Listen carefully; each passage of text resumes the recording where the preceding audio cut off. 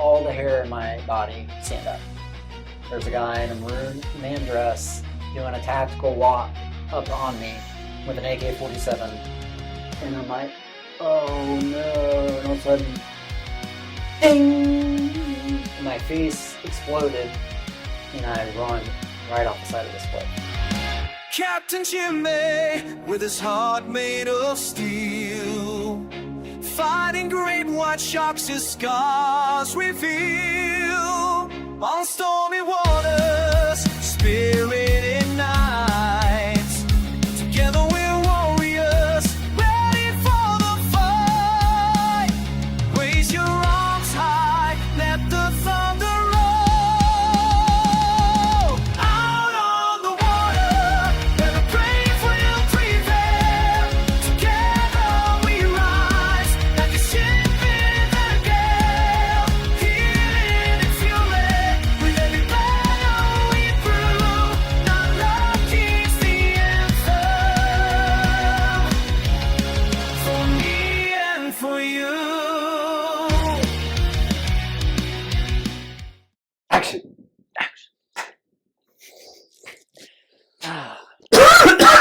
White shark.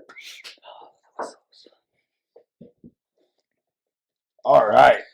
We are back again on the Not Lucky podcast, where we are very lucky.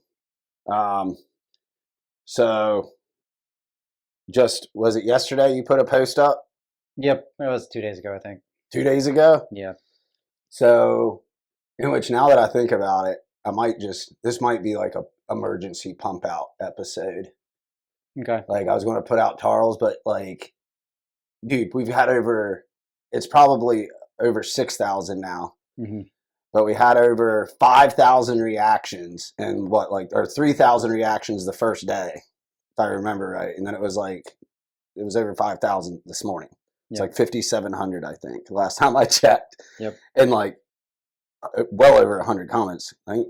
It was like 300. Okay, yeah. It was like 300. Yeah, dude. Well, and then on other pages, you're getting like Connect Tybie's Facebook page, like 346 reactions. I didn't even look at it. I didn't even look at the other pages that we shared it on, and then other people are sharing it. And it's it's one of the most intense stories I've ever heard. And yeah. You said you're ready to share this portion. This isn't the whole Eric Cox story, okay? I don't know how many people actually know the 100% full Eric Cox story. I'm one of them. I'm lucky. So it's this man's story he's way modest. He doesn't talk about himself enough, but from childhood all the way up to present day, this dude is absolutely amazing.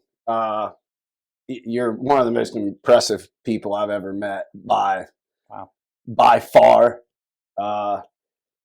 You and Ryan are definitely the two most hardcore dudes I know, just of what you've proven you've been through, right? We know a lot of hardcore dudes that I think are pretty capable of a lot of gangster ass shit. Yeah. And a lot of them have done that gangster ass shit. But at the same time, sometimes bad things happen in war.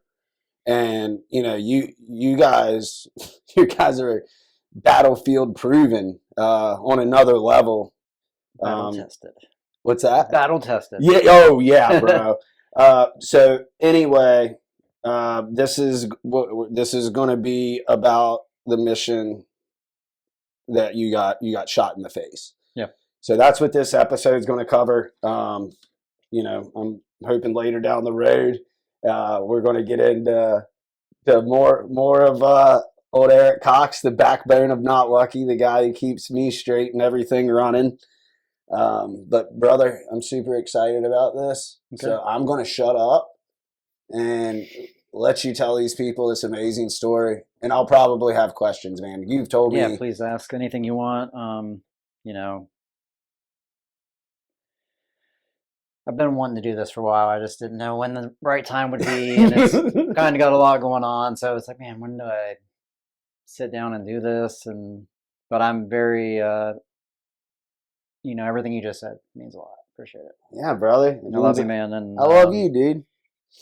I'm honored to be a part of Not Lucky, and to be here and a part of everything. It's really cool.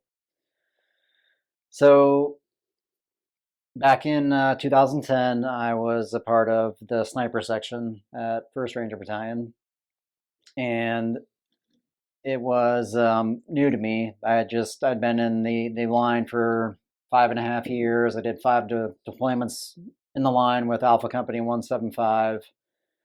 That's where we met back in 3rd Platoon back in 2009, and we went on the 09 deployment. We surged, and that was a pretty big deployment. Yeah. We got into some fairly large firefights.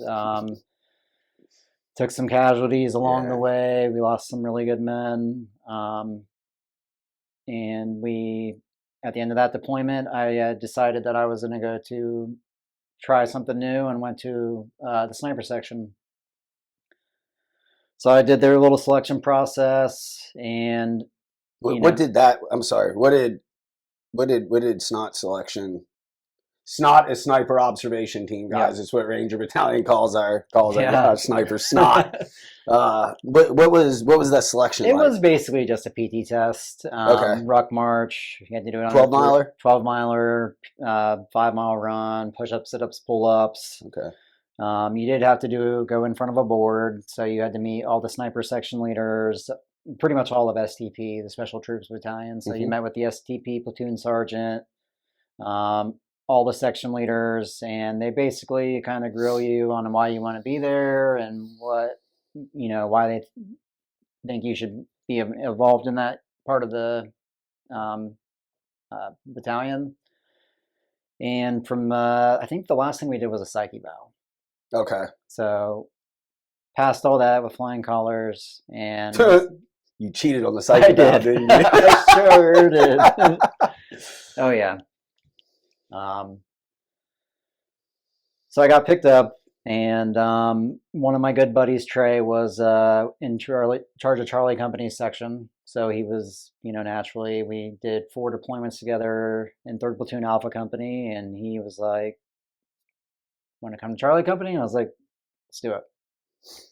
Nice. Which was kind of it was kind of a little scary, because I had always been with ACO the whole time, and I didn't know really a whole lot of people from Charlie Company.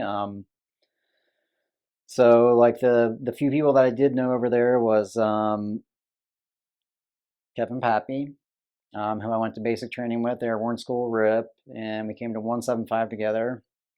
And I didn't know any of the platoons, who was in what platoon. So when I was told, "Hey, you're going to be 3 Charlie, so go over there, knock on the platoon sergeant's door, introduce yourself, and get the ball rolling and see how you fit in."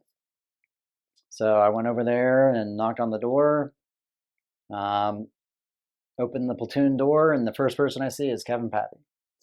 And I was like, "Well, this is awesome." I was like, "Well..." Oh, so you didn't know Kevin was in that platoon? I didn't know. I had no idea. You just knew he was in SECO. Yeah. Okay.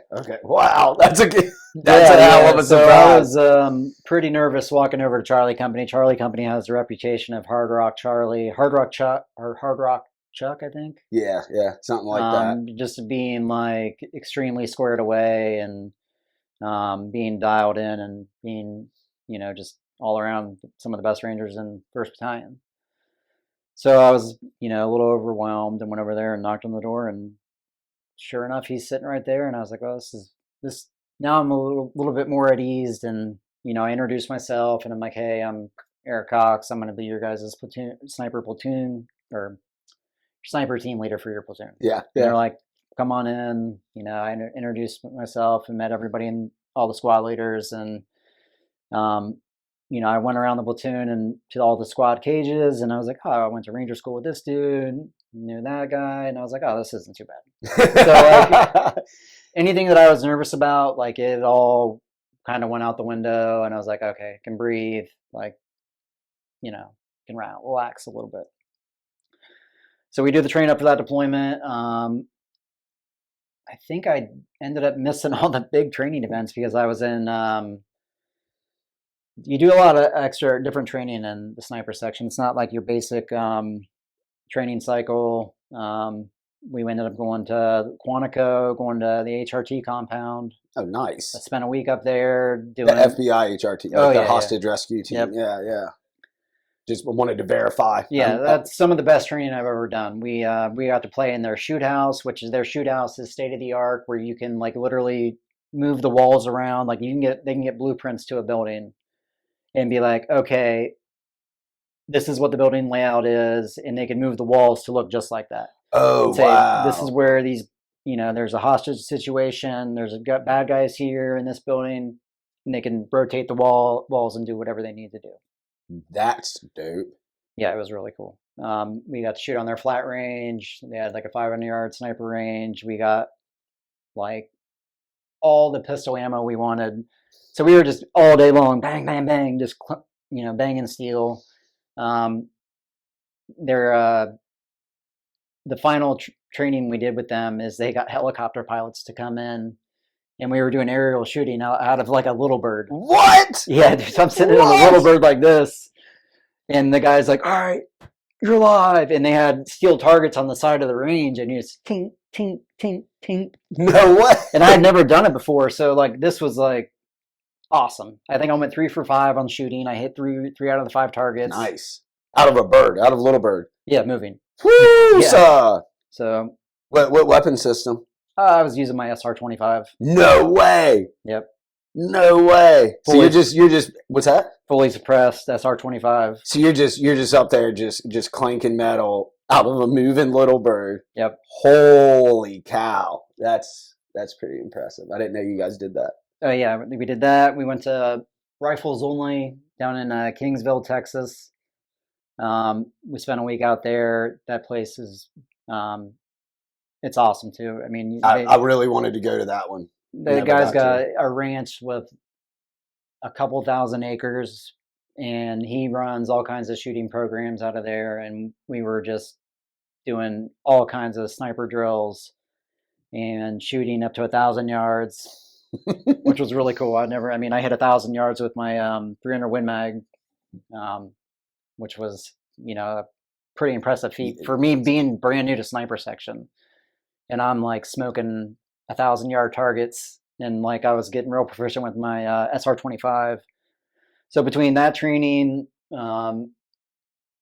the Quantico, and we went on a couple other training missions, which were really cool. And we'd just go out to the flat range out on Hunter or Fort Stewart and spend days and days and days. And I was really proficient, got really, what I felt I was pretty decent at it, and I earned a spot as a sniper team leader. That's awesome. So I was pretty pumped up for that deployment. So that whole training cycle was everything you just mentioned. So On top of airborne jumps, did you guys have to do MLAT, or did you do your own thing during MLAT? MLAT I didn't do because I went to WLC, I think. So I Oh, went to wow. WLC Okay. too while I was doing- Holy cow, bro! That was a busy one for you, dude. Yeah. That was a busy one, and you're married. I ended up going on block leave right before deployment, and we did the courthouse thing. And Oh, my bad. I thought you were married during that training cycle. My bad. no, we got married right before I left in June, and I think I left in July. We were pregnant with our first. She was pregnant with our first son, Dylan. So were you, either way, so you're away from your future fiance / very near future wife, Oh, yeah. and you're like a whole training cycle. Oh yeah, and you're gone. we knew she was pregnant, so Oh, you okay? All right. she was in college. It was a lot on both of us. I Yeah, had just that's- I was on BAH, so I was traveling, driving in 4 o'clock in the morning to work, and doing all these leaving. Whew, man, that's high I ended up stress. going. man. And I went to sniper school too. Did you really? I went like a month before deployment, What? and I just I wasn't in the right frame of mind, man. We had just, we had '09 deployment, and we kicked ass all deployment, and like we surged early. We didn't come home until December, so we were gone almost 6 months. And then I went into this whole new sniper thing and just was training and training nonstop. Went to sniper school out of Little Rock, Arkansas. It was a National Guard sniper school. I did not do so well. What? Really? Yeah, I ended up failing sniper school. Oh no! Oh yeah. Oh no! It was just, man, I had a couple of days of just really bad shooting, and oh, you failed the shooting portion? That's surprising. well, it was like, okay, so you do like your first 2 iterations, and then they do like your final like straw iteration the next day. Like, this is it. If you make it or you don't. And I go out there to shoot, and I don't place any blame on anybody, but my sniper buddy didn't wear his glasses. You're kidding. No. And so I'm like, Donnie, like, where's your fucking glasses? He's like, bro, I forgot them. I was like, you were supposed to give me windage adjustments, like, oh wow, everything. It was all unknown distance shooting too. So like, I'm trying to figure out, like, off the top of my head, how far away these targets are, and do math equations in my head and judge the wind 700 yards out. First shot, I'm like, hey, where did I hit? And he's like, I don't know, man. I look, I'm like, what do you mean you don't know? And he's like, I didn't wear my glasses. Oh my I'm gosh. like, dude, I'm like, dude, was this one of our guys? Yeah, it was Donnie. Oh my gosh. Oh. So, And you had been, I mean, yeah, like you said, dude, you came off of the surge deployment. You've got a pregnant fiance, and you just went through a hellacious training cycle. Wow, dude. I just kind of looked at him. I was like, man, you know you're fucking me, right? Yeah, not in the fun like, way. Dude, he's like, I don't know what to say. He's like, I'm so sorry. He's like, I don't know where your rounds are hitting. So I took my second shot, and no clue where it went. I was thinking it was UKD range, which is unknown distance. Mm-hmm. And from what I judged on the silhouette and how far, it was like 780 yards. And I was using a 308 rifle, like, and that's pushing it for a 308. Mm-hmm. Out that, and then like, you're in Little Rock, Arkansas, and the wind is pretty heavy out there. And I'm like trying to put the crosshairs like on the guy's shoulder. Then I put one steady line to the left of that, and I take the shot, and he's like, sniper, you missed. Oh my gosh. Pack it up. You failed. And I was like, oh! Yeah, and the Ranger, that's just like those words. I was so like distraught. So I go back to the bunkhouse, and I've got to IG my Mark 24 300 or Remington 700 Mark 24, and I'm cleaning it, and I'm just like, man, this sucks. Like, I haven't failed anything, when it comes to a school my entire military career. Ranger school, airborne, just all the little courses you do in regiment, whether it's breaching, striker driver, because you have to take tests on all those to get qualified. So, I mean, every day. I mean, it sounds cliche. Almost every single day is some kind of test in battalion of some sort. Yeah, you have to earn it every day almost. It's pretty wild. So I was pretty distraught, and I was trying to figure out what to tell my section leader, who was like, "Hey, you're going to be a team leader on deployment," and I failed fucking sniper school. And I called him. I was like, "Hey, Trey," I was like, "I got some bad news, man." He's like, "House already called me." Oh, wow. So like, one of the instructors, he went the year before to the same shooting course, and this guy named House was. Wait a minute, the National Guard sniper school? Yeah. Okay. I mean, it's sniper school, man. It's legit. Yeah, just the Guard runs it. Yeah. These guys are. Yeah, I've never heard it. I know exactly shooters. what you're talking about. I've never heard anything bad about that place. The fuck away. He's like, House already called me, man. He's like, what happened? I was like, I don't know. It's like I just had a couple of bad days shooting. Like it was crazy, dude. Like I don't know. You didn't tell him, Donnie? I did. I was like, dude. On top of that, I was like, Watson, Donnie forgot his glasses, and he's like, fuck. It's like, what an idiot. He's like, so you got buddy fucked. And I was like, I shot bad. Either way, you know what I mean? Yeah, you're an accountable dude, and you also don't throw people under the bus, so good for you. So I but thanks, Donnie. Yeah. So that that day I stayed and cleaned my rifle. I G'd it. You know, I wasn't gonna shit back out and not turn in a spotless weapon. So I tore it down and cleaned it and made sure it was perfect for the next candidate coming through sniper school. And you know, in true Ranger fashion, I packed all my bags up. I was gonna leave the next morning. But there was like 8 of us that came from the sniper section. So they're like, we're taking you out tonight and getting you hammered. I was like, yeah. I was like, okay, you talked me into Yeah, it. twist my arm. So we go out on the town in Little Rock, Arkansas, which is absolutely beautiful place. Little Rock is gorgeous. Like it was like kind of like River Street on the water, but it was like more kind of a country vibe, laid back. We ended up going to a brewery, which had like over 100 beers on tap, had beers from around the world. So I ended up splitting one beer with another guy, and they're like, we can only sell you guys one of these beers.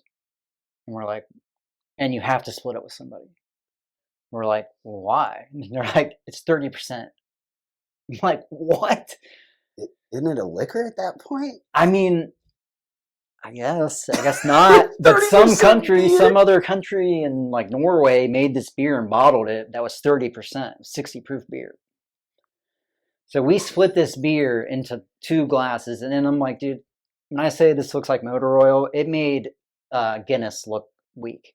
Oh, Lord. You made Guinness look like a light beer. Oh, Lord. It's like pouring out, and it's like motor oil, just blump, blump, blump, blump, blump, blump. And we just sort of like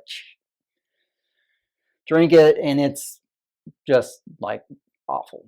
Yeah, did you have to chug it? Or? Oh, yeah, you just have to take a gulp here, take a gulp there. And it was just the worst tasting thing you could imagine. So we sit and we drink beer all night. We go to a couple different bars. We get a bunch of good food. Drive back on the post and get back to the bunkhouse. Pass out, and I wake up at like 05 with the absolute worst headache I've ever had in my life. Like this is just like beer that like you know you're gonna have a hangover if you drink it. Just totally dehydrates you. Like the worst tasting crap.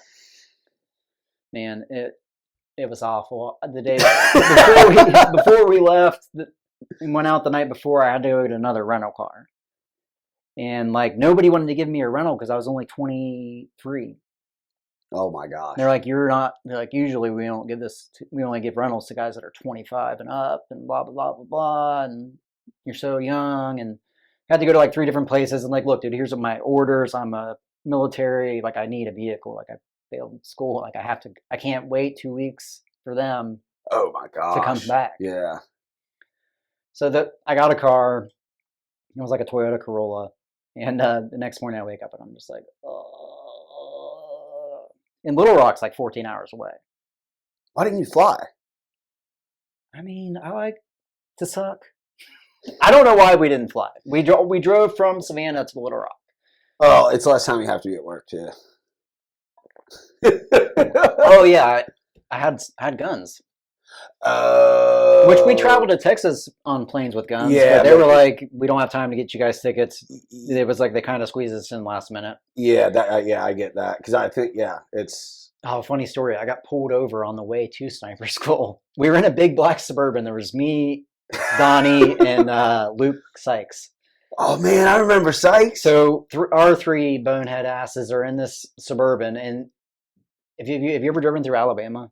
No. Dude, it's like 55 is what their freeway is. That's the Really? speed limit is 55. Oh gosh. So like I hit Atlanta and I cross over to Alabama and I'm going like 75, almost 80. And this little Mazda Miata is like tailing me. So I'm like, well, fuck it, let's do this. Oh my gosh. And sure enough, we both get pulled over. And like we're in the heart of Alabama, and this like Alabama state trooper comes up to me and is like, you know why I pulled you over? You know what the speed limit is? And I was like, yeah, 55. And he's like, you know what I clocked you at? And he's like, you're going almost 80. He's like, that's a reckless op. He's like, I should take you to jail right now. And I was like, whoa, whoa, whoa. I was like, hold on. Let me explain. I was like, hey man, I just came through Atlanta. It's 70 on the interstate there. He's like, I know. He's like, you ain't in Atlanta no more. Oh boy. And I'm like, okay. And I gave him my driver's license with my military ID. Smart move. And he's like, okay. He's like, what are you boys doing here? He's like, where are you going? And I got orders. And I was like, hey man, I was like, I'm really sorry for going that fast. First and foremost, like, I'm a dumb. dick. I'm an idiot. Actually, I'm a cox. No. Eric Cox. So, man, I pull out my orders and like, hey, we're supposed to go to Little Rock, Arkansas for sniper school. And he's like, sniper school? And he's like, yeah, I was like, we're all Army Rangers, man. And I was like, we're about to go on deployment. And he's like, really? I was like, yeah. And he's like, oh, damn. He's like, I can't give y'all a ticket. And he's kind of looking around the car and he's like, what's in those Pelican cases back there? And I was like, oh, fuck you. I was like, dude. And I was like, yeah, we have 3 high-powered sniper rifles in the trunk, in the back of the Suburban. He's like, really? And I was like, yeah, man, they're fully suppressed with, 4x12 scopes. And he's like, is that so? And I was like, oh man, this is really bad. And he's like, well, I'm gonna give you a warning. And he's like, I hate to do that. He's like, well, I don't want to give you a ticket or anything. I'm gonna give you a warning. And he's like, it just sucks. He's like, I got to give that person a warning too. So he's like, slow down. I was like, yes, sir. Roger that. So I used the, kept it at 55 after that, used speed control and the whole thing. And we all were like, whoa, what the heck just happened? Because, dude, I was going almost 30 miles over the speed limit, but he let me go. Oh my gosh. And who was our first sergeant then in HHC? I think Nash. Oh. Oh, Yeah, it was Nash. Oh, 7 Nash would not have like that. I remember talking to Mary and be like, dude, we tried to get away from this guy. Oh my gosh. Oh my gosh. Oh, man. It was 7 Nash is not, we don't like hate the guy or anything at all. He just had that nickname because he was very, very by the book. 100% by the book. And he was our first sergeant in Alpha Company, and he had commented that perhaps 3rd Platoon, the platoon we were in, was very good tactically, but we sucked at everything in the rear. So yeah. That's what that's all about. Man, you lucked out there. I would not have wanted to go back. I would not want a ticket going across his desk. No, it was a big sigh of relief right there. But I tell you what. So back to driving home from Little Rock without my sniper tab. I was hungover like a dog. Head like just pounding, like the worst headache I've ever had. And I have to drive from Little Rock, Arkansas to Savannah, Georgia. You said it was 14 hours? Yeah. God bless America. And man, I mean, I drove through Mississippi, Tennessee. I mean, just with the worst hangover. Couldn't shake it. I mean, not enough caffeine in the world was going to take, or in like Gatorade that was going to help me. So I got home, and I was like, man, this sucks. I was like,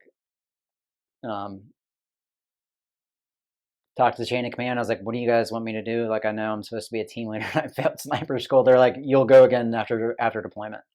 They're like, just get ready for deployment. Block leaves in 2 weeks.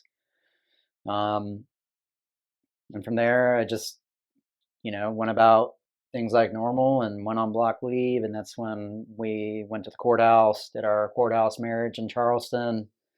Um, and because she was pregnant and, was in school and I need to make sure that she had everything, insurance wise for ultrasounds and, updates on the kid. And from there, just got ready for deployment. So that was in June when that happened. Sorry,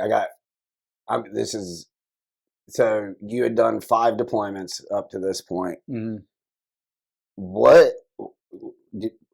How different? I know it had to be a lot different, but what was exactly different with the mindset? Like, because I was never, well, I was married briefly, but she was not pregnant. I was not a good husband. She was a saint. But the mindset. So you have 5 deployments, single guy.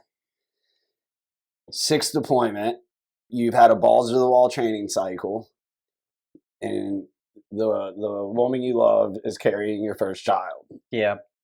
Yep. Is it? What was going on in your head? Because like it used to be, I mean, you were geared up at the 09 deployment. You broke your back, and Yeah. you were like, I'm deploying. So what was your mindset difference? I was just to go on deployment. Like I was excited to get on deployment to be a sniper team leader and do something new. And I knew I was with a bunch of squared away guys. It was still, I was still looking forward to it. Oh, 100%, man. Honestly, I was like, dude, I'm fucking get me out of the United States. Let's go. I need a break from all this crap. Like, I just want to gym twice a day, drink my no explode, and as much metrics as my body can process. And rippets. Oh, and all the rippets. All the rippets. So we were which was crazy. The thing when we left, it was we went to Iraq. We were the only platoon at 175 going to Iraq that deployment. We were, at that time, we were supposed to be the last platoon from regiment going to Iraq, before the withdrawal of Iraq and, ISIS taking back over and all that. So we went to Tikrit in July in Iraq. So it was what? Oh man, oh man, dude, that's you're brutal. Talking like 120, 130 degrees during the day. Just miserable. The cool thing is that camp was Camp Barraza, named after Ricardo Barraza, who was, I think, killed in 2006 in, I think, Ramadi. It had everything we needed. We were all living in basically our own trailer. Ooh. I had my own room, bigger than this, about as big as this room. Really? Yeah, I had my own, air conditioner, my own little refrigerator, bed. So it was cool. It was yeah, dope living conditions. Yeah, that's a lot better than the 09 deployment where you're sleeping on cots next to each other. Yeah, I know, and I had to listen to Devin old Swanee dying in his sleep. So it was nice, man. That's Gucci. And the op tempo wasn't crazy, so like we were going out probably every 3rd day, if that. But it was cool because we had 60s, we had Blackhawks. So every mission I was sitting, and I was I was part of the planning process for every mission, which was kind of cool. Like being, I briefed every mission. Hey, sniper team leader for tonight's mission, bringing 2 Eagles to the fight. We're bringing 2 ladders, 2 SR-25 sniper rifles, night vision scopes, blah blah blah blah blah. And they're like, it was funny because the platoon, I gave the same spiel every time, but it was like, yeah, Sergeant Cox bringing 2 Eagles to the fight. Yeah. Bringing 2 telescopic ladders. Night vision scopes on our SR-25s, 6 full mags, and just they started jokingly mocking me, like, bringing 2 Eagles to the fight. In true Ranger fashion, yeah. As it should be. But that's how I knew I fit in with those guys. It was good. Yeah. But I was always attached with, I think, 3rd Squad. I think it was Shin Squad. So I got to fly with him and his boys every mission, and he trusted me to help count guys on and off the bird. I got to sit in the door every mission. I sat in the hellhole though, which whatever. Yeah, it gets a little toasty. Oh, you just keep getting beat up because the rotors are blowing all that wind down in that corner. So you're just like, you're just turbulence the whole time. oh yeah, just eating it, just eating it, which was cool, dude. I didn't care. We landed on the X and Y a few times, and we got in a couple small ticks, and the deployment was great. I got to hang out with Shin and Pappy and the platoon sergeant. We hung out in the talk all the time. We watched, football games, UFC fights. Chow Hall was good. We had access to vehicles. We could drive to the PX on the other side of camp. We had a flat pistol range on our camp. So, like, I would go out there and shoot my Beretta. I was really good with my Beretta, man. I would shoot that probably every day, like 100 rounds a day, just pop, pop, pop. Holy cow, that's a lot of pistol rounds, bro. Dude, it was nuts. When we got there, we were like, literally, they were closing down Iraq. So, like, they pushed anything we needed to that camp. Like, we opened up the ready room and had Claymore mines, Bangalores. We had literally mines that you could bury, like tripwire mines. We were like, what the heck is this? Like, it was nuts. We built up all of our charges. We built, I had all the sniper ammo I could handle. It was just like kind of weird too, because like I'd never seen half of that stuff, and it was what are we gonna do with all this? Like, if we're the last platoon here, like, what's gonna happen to all this stuff? Yeah. Like, there's Claymore mines, and would you blow it? I guess. No, we just packed up and left. Like, left it there. So we did that deployment. Somebody had fun at a range. And basically, we were winding down. We got there in July, August, September. So like September hits, and it's like, hey, we're going to be the first platoon home. We're not going Advon, but we're going to be the first platoon back to Hunter. And we're like, yeah, this is awesome. Blah blah blah blah blah. Fist bump, high five. Everyone's excited to get home, and we all came. We did the deployment. It wasn't as Hollywood as you would want, but everybody was safe.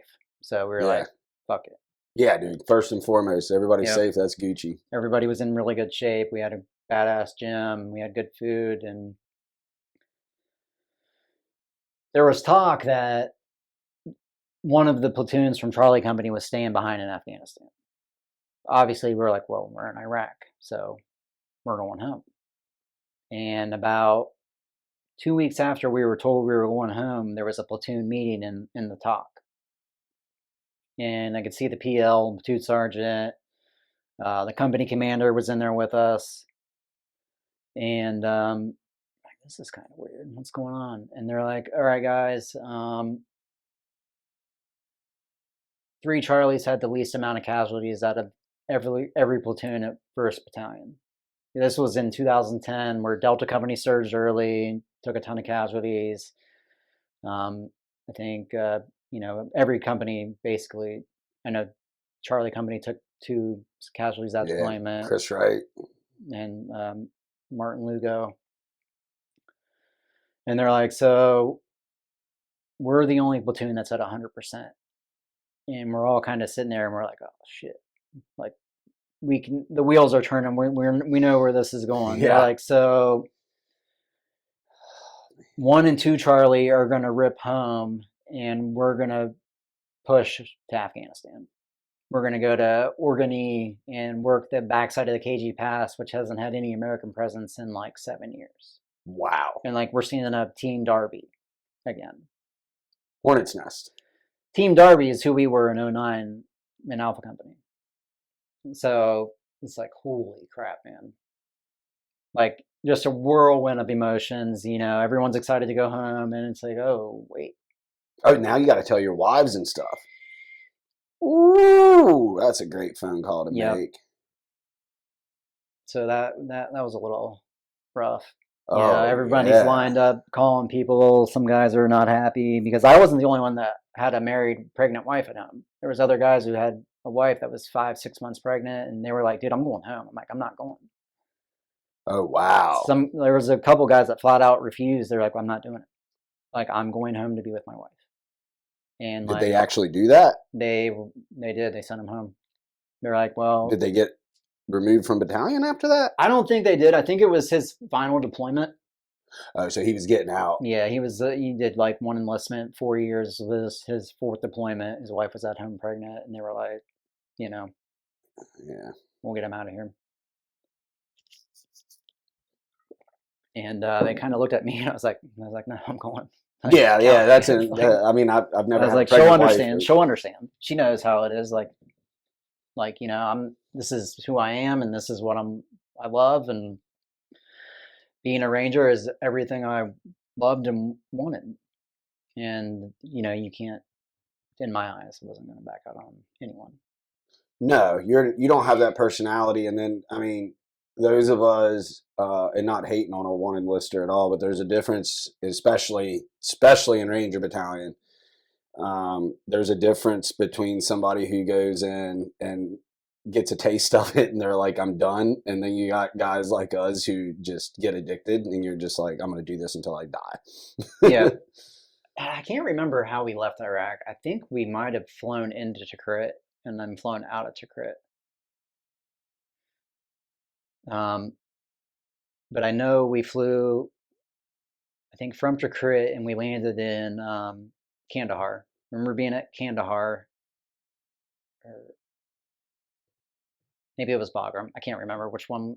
I think it was Bagram. Yeah, we landed in Bagram.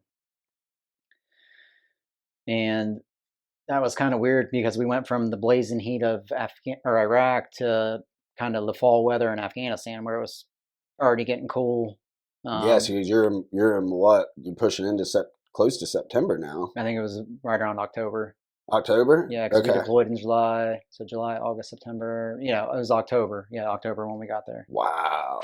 So it started. We got there, and it was like, you know, everything changed. The heat was gone, so it was cooler. We went from running around the streets of Iraq to now we were going to be humping in the mountains of Afghanistan. Yeah. Um, You guys, I mean, I guess you guys still had your mountain boots with you.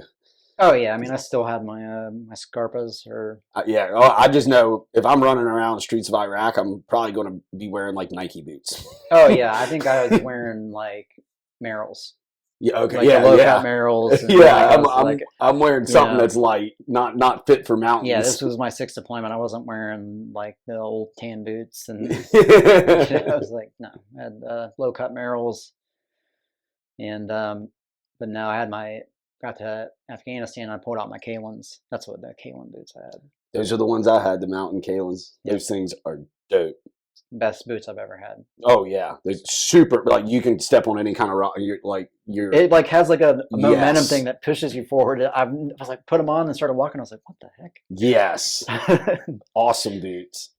So yeah, we I can't remember. I'm trying to remember. Sorry, me nuts. If we flew into Kandahar or Bagram, How long were you at where you flew into? like 36 hours. Did you guys go to any of the common areas or the KFC and all that crazy shit? No, they it have was there? definitely Bagram. Yeah, it was Bagram. From there, dude, it was nuts. We had to pack up all of our bags, like we were, you know, deploying. So you put them in you're palletizing everything, and like putting the dude, I didn't condoms think on about it. that. Yeah. And it's like, holy shit, man! Like we're D bags, loading all that up. That is Everyone's terrible. got, you know, been to the bazaars and all that, and had all their extra shit. So we went from living in our own little spaces and like our own little, basically little mini trailers, to going to Oregon E and living in a concrete structure with like 8 people per structure. Ugh. And there was 4 buildings. Each squad had one, and then there were 6. Each squad had a structure, then attachments, and then leadership. And they were literally concrete buildings. Oh. You know, they were so cold. Did you actually have a mattress, or were you on cots again? We did have mattresses, Okay. That's take a win where you can when you're Yeah. living like that. and they were bunk beds too. Oh, okay. Did you get top bunk? Actually, I had bottom bunk, Oh man, I like top bunk. but it was only we got lucky. It was me, Donnie, the dog handler, and the dog lived with us. Oh, that's cool. Jari was a good. He was a good boy, goodest of boys. Me and Jari had a special bond. I don't know what it was about that dog, but he liked me. I'd come in from like chow, and he'd be like laying in my bed, like Oh, staring at me, like you can make me move or you can come pet me. which is so funny because those dogs are also straight man eaters. It's Oh, so yeah. crazy how sweet they can be, and then you can just see them annihilate a human. So it was cool, man. I lived with Mark. His name was Todd Mark. He was a really good dog handler. And Jari and then Donnie. And we got there and we were like, I remember before we left, it was crazy because like I was talking to because I was friends with everybody in the platoon, and like one of the tabs was like, yeah, dude, so and so says we're gonna go over there and we're just gonna sit around and not go out. And I'm like, what? It's like, dog, we're about to fucking go out every night. And he's like, what? He's like, you think so? And I was like, they're not sending us from Iraq to Afghanistan to just sit around and not No. go out. It's like, we're gonna go out every night and it's gonna suck because we're gonna go hiking through the mountains. Yeah, you're gonna be offset. You're gonna be offset infills. You're not landing on the X. No. You're The same. landing 10K out probably, right? Oh yeah. And then like, man, we were walking through wadi systems, up and down valleys, walking through riverbeds, like in the winter, like when it was like 50 degrees outside and we would go walking through a creek, like immediately after getting off the bird and being like, Oh, dude, yeah. wet feet is like the absolute worst thing on an infill. It's terrible. And those wadi, everything you just said, my ankles hurt. They might be. A Oh little bit yeah, like swollen. we got so like we went out, we got there and had literally 24 hours to get mission ready. And the CO was like, PL, think you can have you guys ready in 24 hours? He's like, Roger that, sir. So we're like, oh shit. So it's like we had 2 days, I think. So we get to Afghanistan and basically have to redo everything. Re-zero, calculate dope. I'm trying to get, because we were at OE, so like the CIA contractors had a compound on the other side of camp, and I'm like calling these guys on the phone. I'm like, hey man, I need to get to your flat range and zero my sniper rifle. Go over there. Me and Donnie are smoking the 300-yard targets. I'm putting 3 rounds in a 1-inch glint square at 300 yards with my SR-25. I'm like, I'm ready to rock. That's awesome. Yeah, it was. Those guys are really cool too. They're like, hey man, anytime you guys want to come train, like let us know. We'll hook it up, man. I'm like, okay, cool. Yeah, how about giving some of that steak and lobster there, Yeah, Bubba? give me some of those tiger stripe pants you got there, bud. And so that was the thing. So we zeroed our guns, and the commander's like, think you can go out the next period of darkness? And we're like, oh, shit, okay. And have you ever been to Organy? Mm-mm. It's a small camp, but the crazy thing about Organy is the city is right outside the compound. So like there's an Afghani city right outside of our compound. And like workers would bus in to do like KBR duties. So we had local nationals rolling in the gate every day to, clean the shitters, clean the chow hall. Was it a local national bus? Was it like an Afghan bus, or was it? Oh gosh, Dude, it was crazy, man. I'd be going to the gym and like past like Hodge. wow. And I was like, this is really strange. Like the city is right behind, like literally where your neighbors are. Wow. Across the street is the city of Organy. And like, it just was really creepy. I didn't like it. So everywhere I went, I had a gun with me, whether it was my M9 Beretta or I carried my SPR Chow, because I had 3 guns. I had my SR-25, I had my 300 Win Mag, and then I had my SPR. SPR is your 5.56 sniper rifle. Basically, it was the smallest one, so I carried that. It's like not carrying a 300 Win Mag that's 8.5 feet long, or my SR-25 everywhere. Like that was my mission gun. I didn't want to take it out of the ready room unless I absolutely had to. So I carried my SPR, which had match grade ammo in it. And you know, it had a little suppressor on it. It didn't have like the 2.5 foot long donkey dick. And it just was a weird camp. Hodge everywhere, but there was a regular army there too that would do. These poor bastards would do a route clearance, Oh, yep, done that before. and it just, man, there was an airfield right outside of our little. So like our little camp was sectioned off. Like it wasn't like there was a gate guard, but there was a door combo that opened up to our camp. You'd go in. You know, we had our 6 structures for, you know, our hooches. We had a talk, a ready room, and showers right outside of our doors, outside of our camp. And, you know, the first 24 hours go by, and then we stood up and we went on a mission. And it was, you know, basic ranger mission. We rolled up a couple of guys, took them off target. Same thing happened the next night. Rolled up a couple dudes, went off target. And we went out 2 nights in a row. And I remember seeing that tab and being like, I told you we were going to go. And because we were prepping for our 3rd night out, and he's like, yo, Cox, you were right, dude. And I was like, yeah, it's like, we're going out every night. The weather's good. I was like, there's no, like, we're here to get after it. And he's like, man. And so that 3rd mission, we ripped out our TSC guy for a more senior TSC guy. And like I'm sitting in the talk, and I walk in, and we're gonna do a mission brief, and old Ben Bear's sitting there, and I was like, yes, Ben Bear. He's like, Cox, and he's like, yeah, he's like, I'm your new TSC guy. Oh, dude, that's awesome. So that mission we planned and went out, and it was a weird one, man. We were hiking through all these little goat trails, and I kept seeing all these weird rock formations with like the rocks stacked up, and I'm like, man, usually like those rock piles are like, you know, markers for a distance in between IEDs. Yep. And like we're all like scanning and looking, and basically we take squirters. Yeah. We can meet the conditions and take squirters from the target building.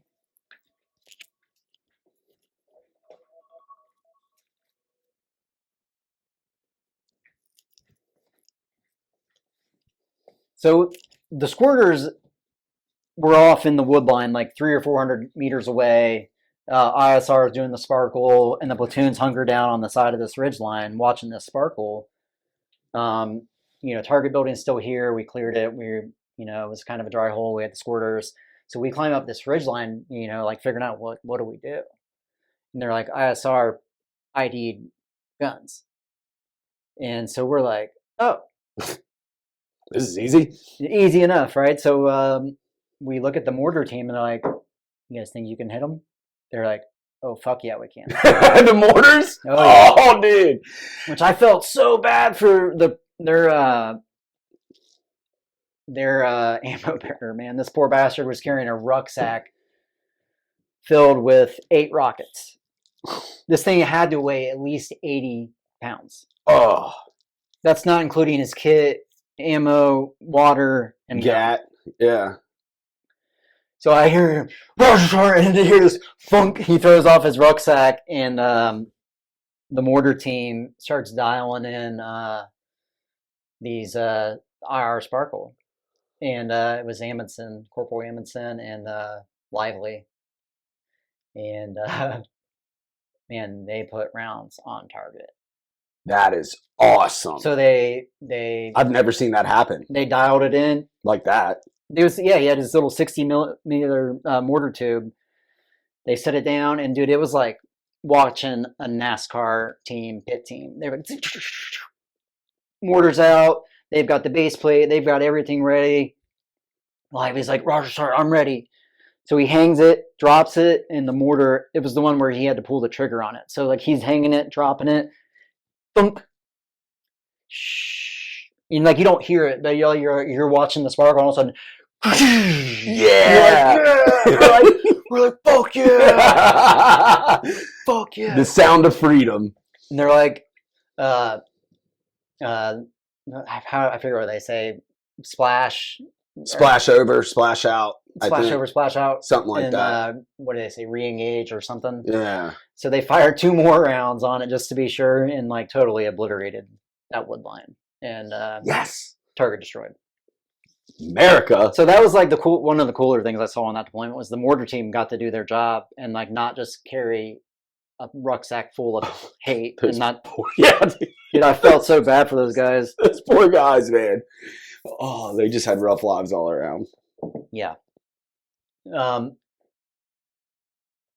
So we ended up killing those guys, and like the assault force pushed through, and like they're destroyed. And we get our exfil. We get on. I think we were flying in 47s. We get back to the talk, and we're doing what do you do after a mission? What's it called again? AAR? Doing an AAR. Yeah, AAR from the mission. And I'm sitting there, and I see Ben grinning. And I was like, sitting next to me. He's like, I brought death with me. Ben Bear brings death. That's a known And fact. I was like, hell yeah, brother. And so like after that night, man, we were really getting after it, going out, as often as we could. But like you said, the terrain, like just hearing about that terrain made your ankles and knees hurt. Guys were tripping and falling, like night vision, we had dual tube nons, but I mean, dude, that terrain is brutal and it like literally will kill you. So I think the first week we got there, we went out 6 times and we literally had to take a night off because of all the rolled ankles and like everyone getting taped up and just, we were all just beat down. Like we couldn't eat enough food to go hike 20 clicks every night in the mountains It takes it out of you, man. People don't. Yeah. And then, I mean, you're dealing with lower oxygen, right? Because you're at altitude, or you're higher altitude than at Savannah, clearly. Yeah. And where you were in Iraq. So it's hard to explain to people, it's like, because you'll see like a football player, right?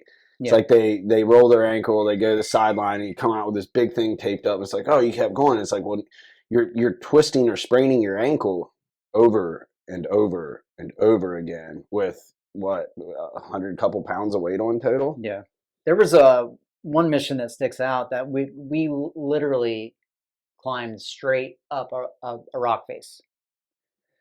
No thanks.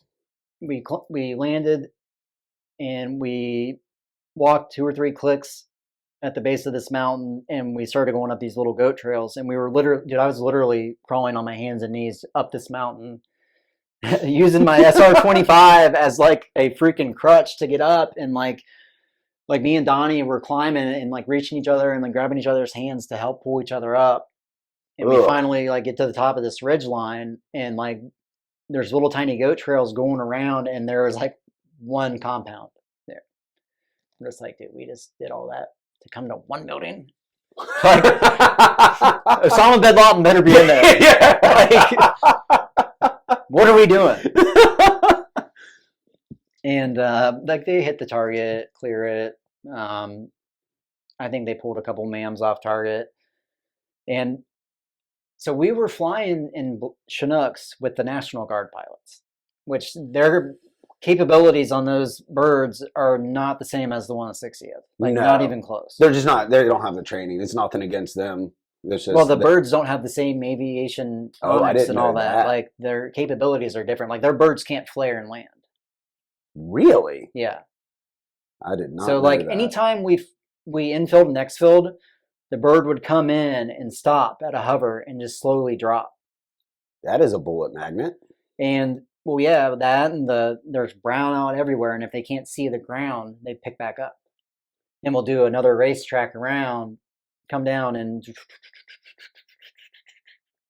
and try to get wheels on the ground. And it was like, man, we were like hitting the ground and like bouncing off the ground, like compressing those discs in the back a little bit. Man, it was like a controlled crash landing almost. Holy cow! And I remember hitting that target, which stood out. Why that stood out to me is because, like on our exfil, we were in like PZ posture for them to come in and pick us up, and I'm like looking around this little LZ. I'm like, they're not going to be able to land here. And like some of the squad leaders, like, what do you mean? And I was like, look at this. I was like, there ain't no fucking way they're going to land. These guys, I was like, they're not going to be able to do it. They're like, yeah, they will. Like, what are you talking about? Like, you don't know what you're talking about. I'm like, dude, look at this. Like, this is a 25-yard circle. Like, you think they're going to fit a Chinook in here that they can't even land an LZ in an open field? Yeah. I'm like, there ain't no way. Sure enough. Sure enough. Cox was right. I was 100% right. This bird comes hovering in, hovers,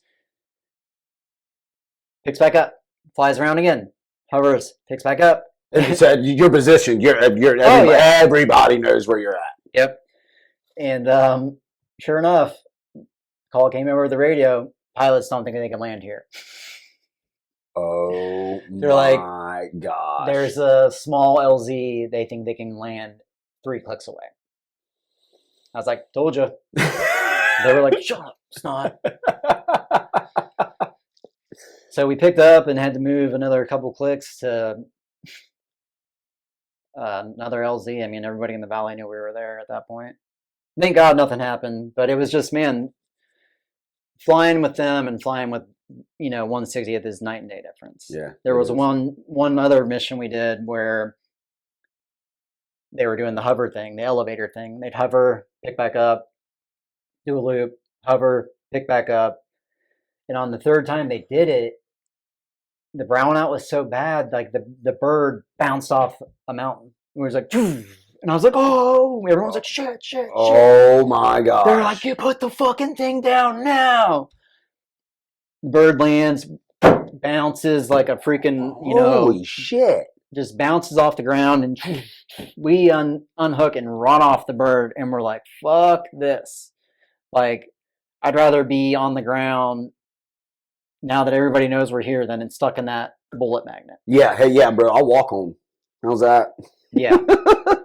So we ended up getting off that bird, and like, dude, everyone's like in a mild, like, what the fuck was that? Blah, blah, blah, blah, blah. When you say it hit the mountain, so the body of, like, was it the wheels? I think it was the wheels. Or something. Obviously, it couldn't have been.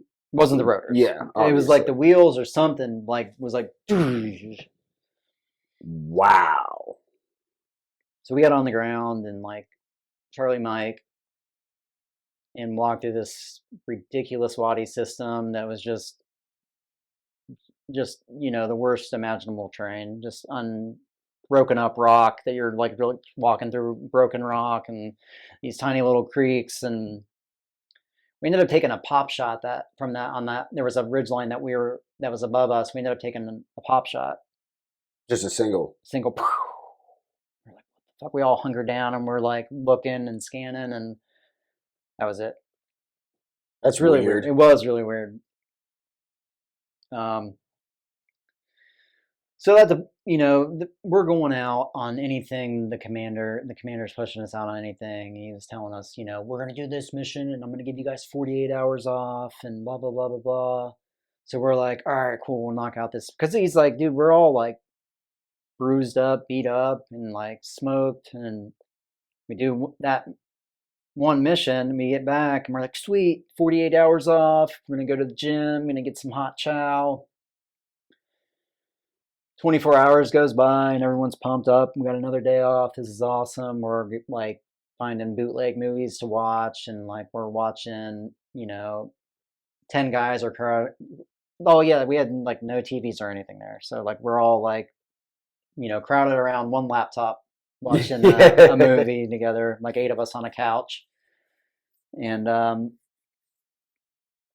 they called a platoon meeting, and they're like, yeah, we're going out tomorrow. Gosh. We're like, dude, what? Like, you told us we had 48 hours off, and now we're just doing 24. I'm like, well, commander, a mission came down, and the commander wants to do it.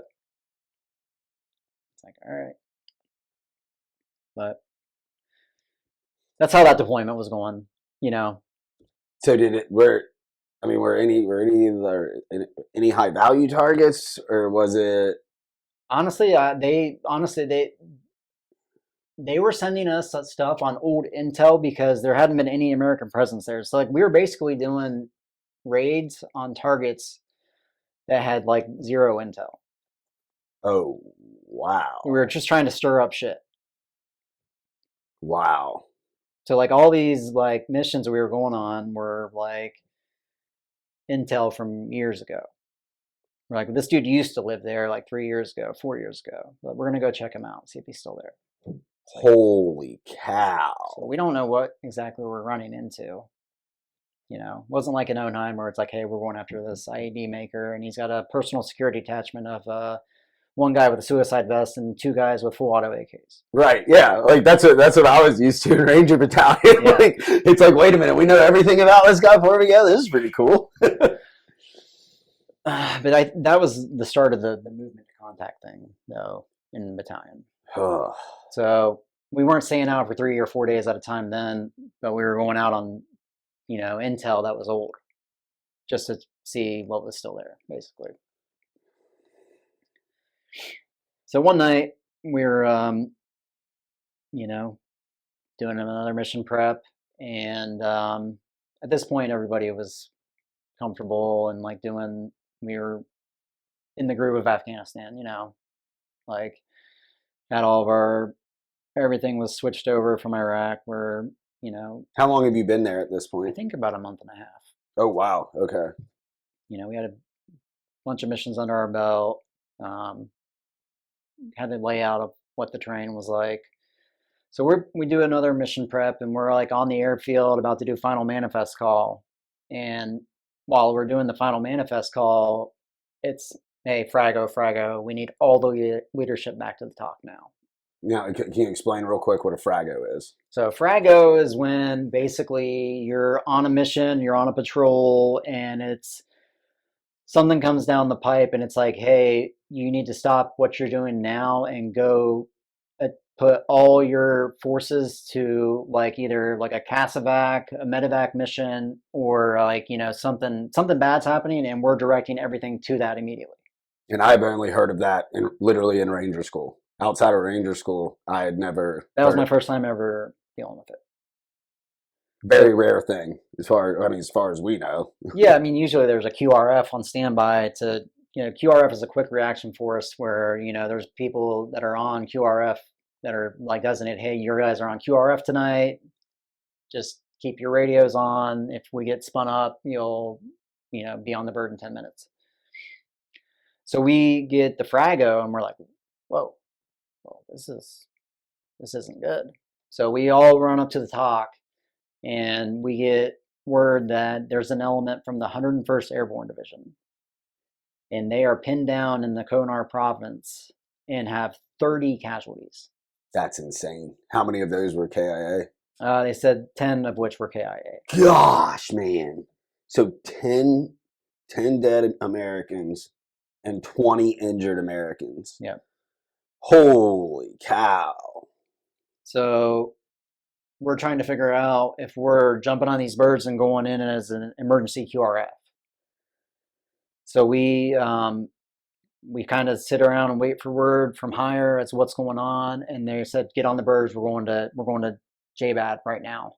And by the time we get to JBAD, we'll figure out whether or not we're going as a QRF or if we're going to do standby to insert as another assault force. Wow. Which,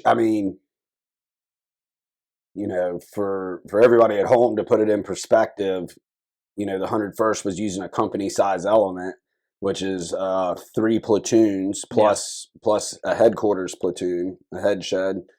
And you guys are a platoon. Yep. Which obviously the Ranger platoon carries a whole lot of hate. But I'm sure that's got to be in the back of y'all's minds, if not the front of y'all's minds, of like, holy shit, the whole company's in there. A platoon worth of guys have gotten jacked up. Like, that is insane. Yeah. That is terrifying. I think that was that 101st deployment. Like, they had like more casualties than any unit of the war. Anyway, the sad stuff. Yep. So we ended up getting JBAD, and all the leadership meets at the TOC. I've never been to JBAD. JBAD is Jalalabad.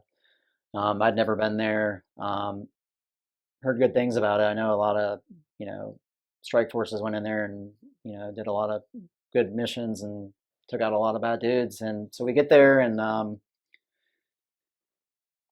So since we were the stay behind platoon with 175, 275 sent in a QRF, and they took care of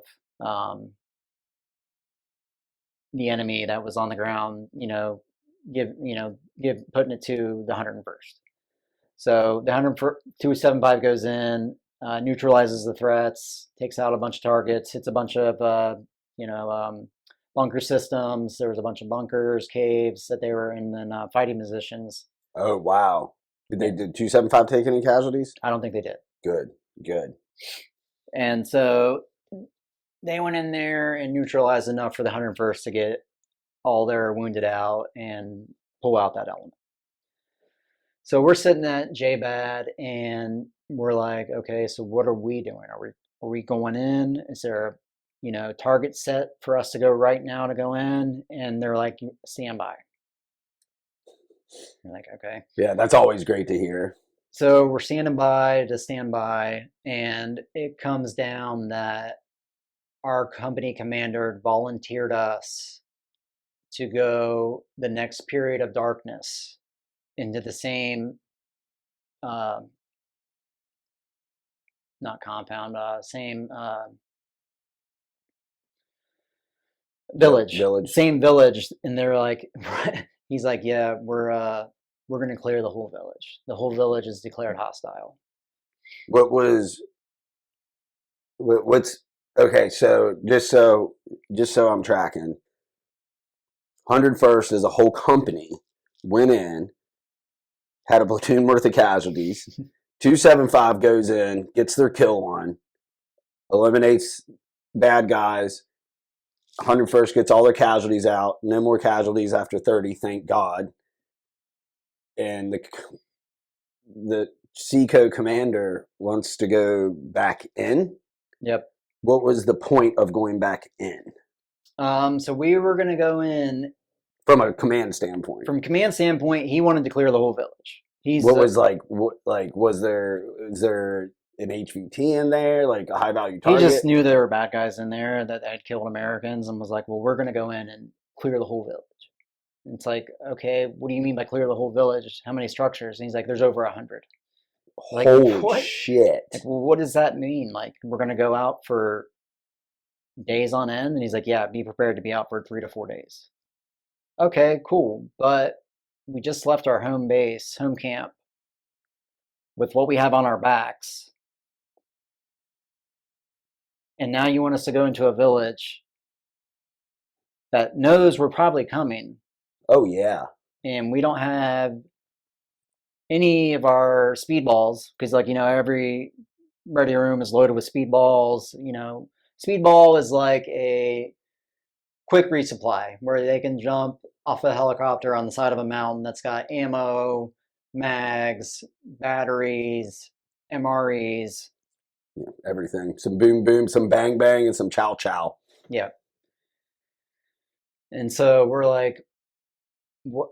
Like, okay, so what do you want us to do? Like, how are we going to prepare for this?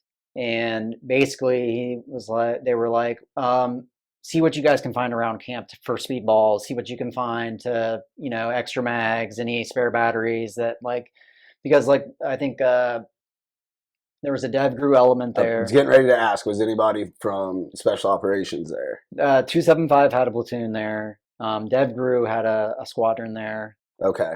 But it was just like baffling, because we literally were packing up cans of loose 5.56 ammo as our speedballs. Holy cow! What are you going to do when you need to reload? Just sit there one at a time, popping them back in a mag. That's insane. So like when we made our speedballs at our home base, we had literally ammo cans with fully loaded mags that you could open up and slap in and ready to rock. We had just cans of loose ammo that we were packing up as our speedballs. We had MREs, which was fine, but it was just like, none of this is making me feel good. No. And everyone was like, dude, this is stupid.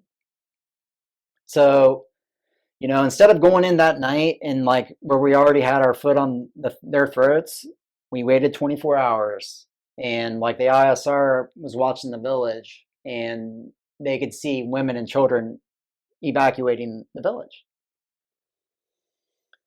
We're like, wow, that's definitely not making anybody feel good about this. No.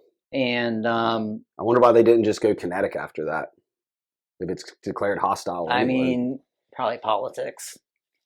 2010. Yeah. You know, the collateral damage risk was probably too high. So we run around this camp. We're looking for medical supplies. We're looking for mags. We're not coming up with anything because 275 had just got there. Like, they weren't going to give up all their spare mags and stuff for us to put on a makeshift speedball. So we went to bed that morning. All of us, you know, had a bad feeling about it. Just like, this is crazy. We're supposed to be out for 3 or 4 days. We don't have, you know, all of our spare batteries. We don't have anything. And I always had spare batteries on me. So I always had like 3 emitter batteries on my back. Because your pockets. Well, I mean, I always had spare batteries and, you know, medical stuff. And I just didn't want to get caught with my pants down. You know what I mean? So spare batteries thing will come in play soon. So we all tried to get some sleep that night or that day, which I didn't sleep good.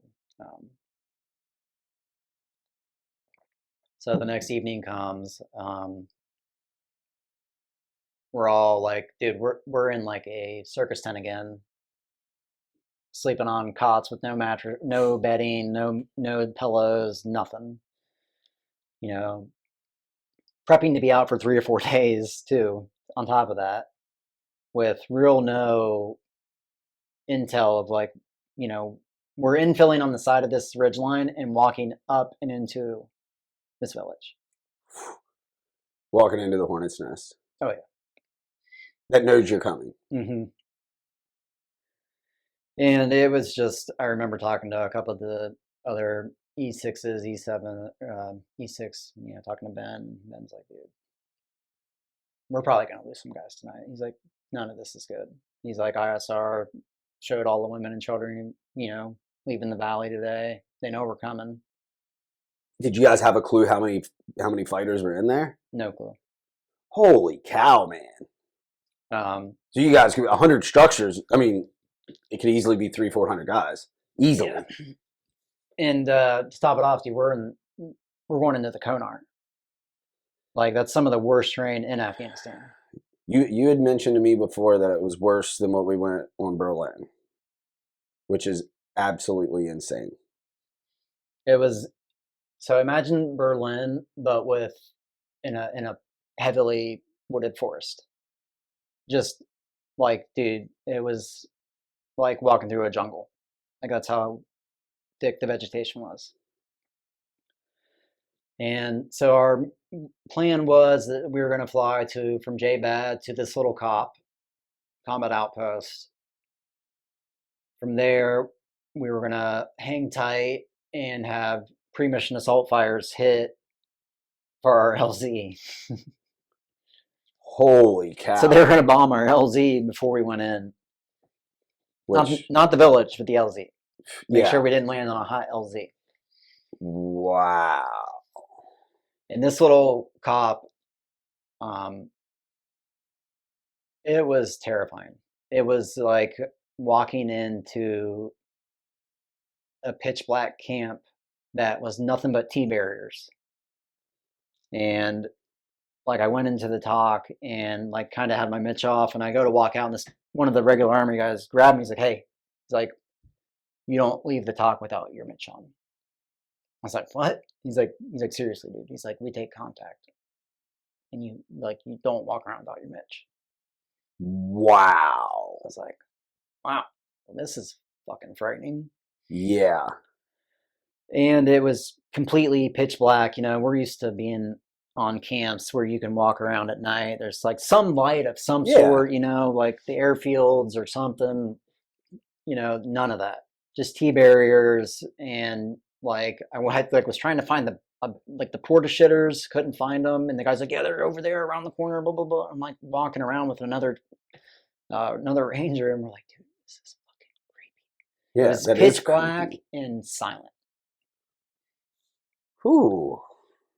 And we found the bathroom, and we're getting ready for this to go out on this mission. And this other regular army guy's like, I'm chit chatting with him, and like, what's up, man? How are you guys doing? He's like, man, you guys are going into the jungle. I said, we're going where? He's like, dude, you guys are going into the jungle, bro. I was like, what do you mean the jungle? He's like, what is that? He's like, that's what we call the place you're going into. He's like, it is literally like a jungle in Afghanistan. He's like, that's how thick the vegetation is. He's like, it's unlike anything I've seen in Afghanistan. Oh man. I was like, dude, what? He's like, yeah. He's like, every time we go there, we make contact. He's like, severe contact. Like, he's like, you guys are gonna get in a firefight. And they don't even go into the village. No. And I'm gonna check battery. And they're making contact outside the village. Yeah. He's like, you guys are 100% gonna make contact. And I was like, yeah. I mean, I kind of figured with the ISR saying all the women and children were evacuated, that it was about to get pretty rowdy. You want to take a break? Yeah, I was trying to check the battery. I'm sorry. Okay, you're good. The battery, it's not displayed. It's not. So like anytime I watch it, it's like I'll get a 20-minute mark in 10 minutes. You know what I mean? What do you mean, the percent thing? Yeah. But I mean, you have to watch it when it only shows up for like a split second. Okay. What's the average time of? 2 hours. Okay, we're good. We're at an hour 20. Okay. Do you want to switch out cameras now before we get into this? Probably should. I don't want the camera to die. Yeah. Let's switch out. Let's take a quick potty. All right. Yeah, potty break, guys. Sorry about the chit chat. Old man bladder. And action. Action.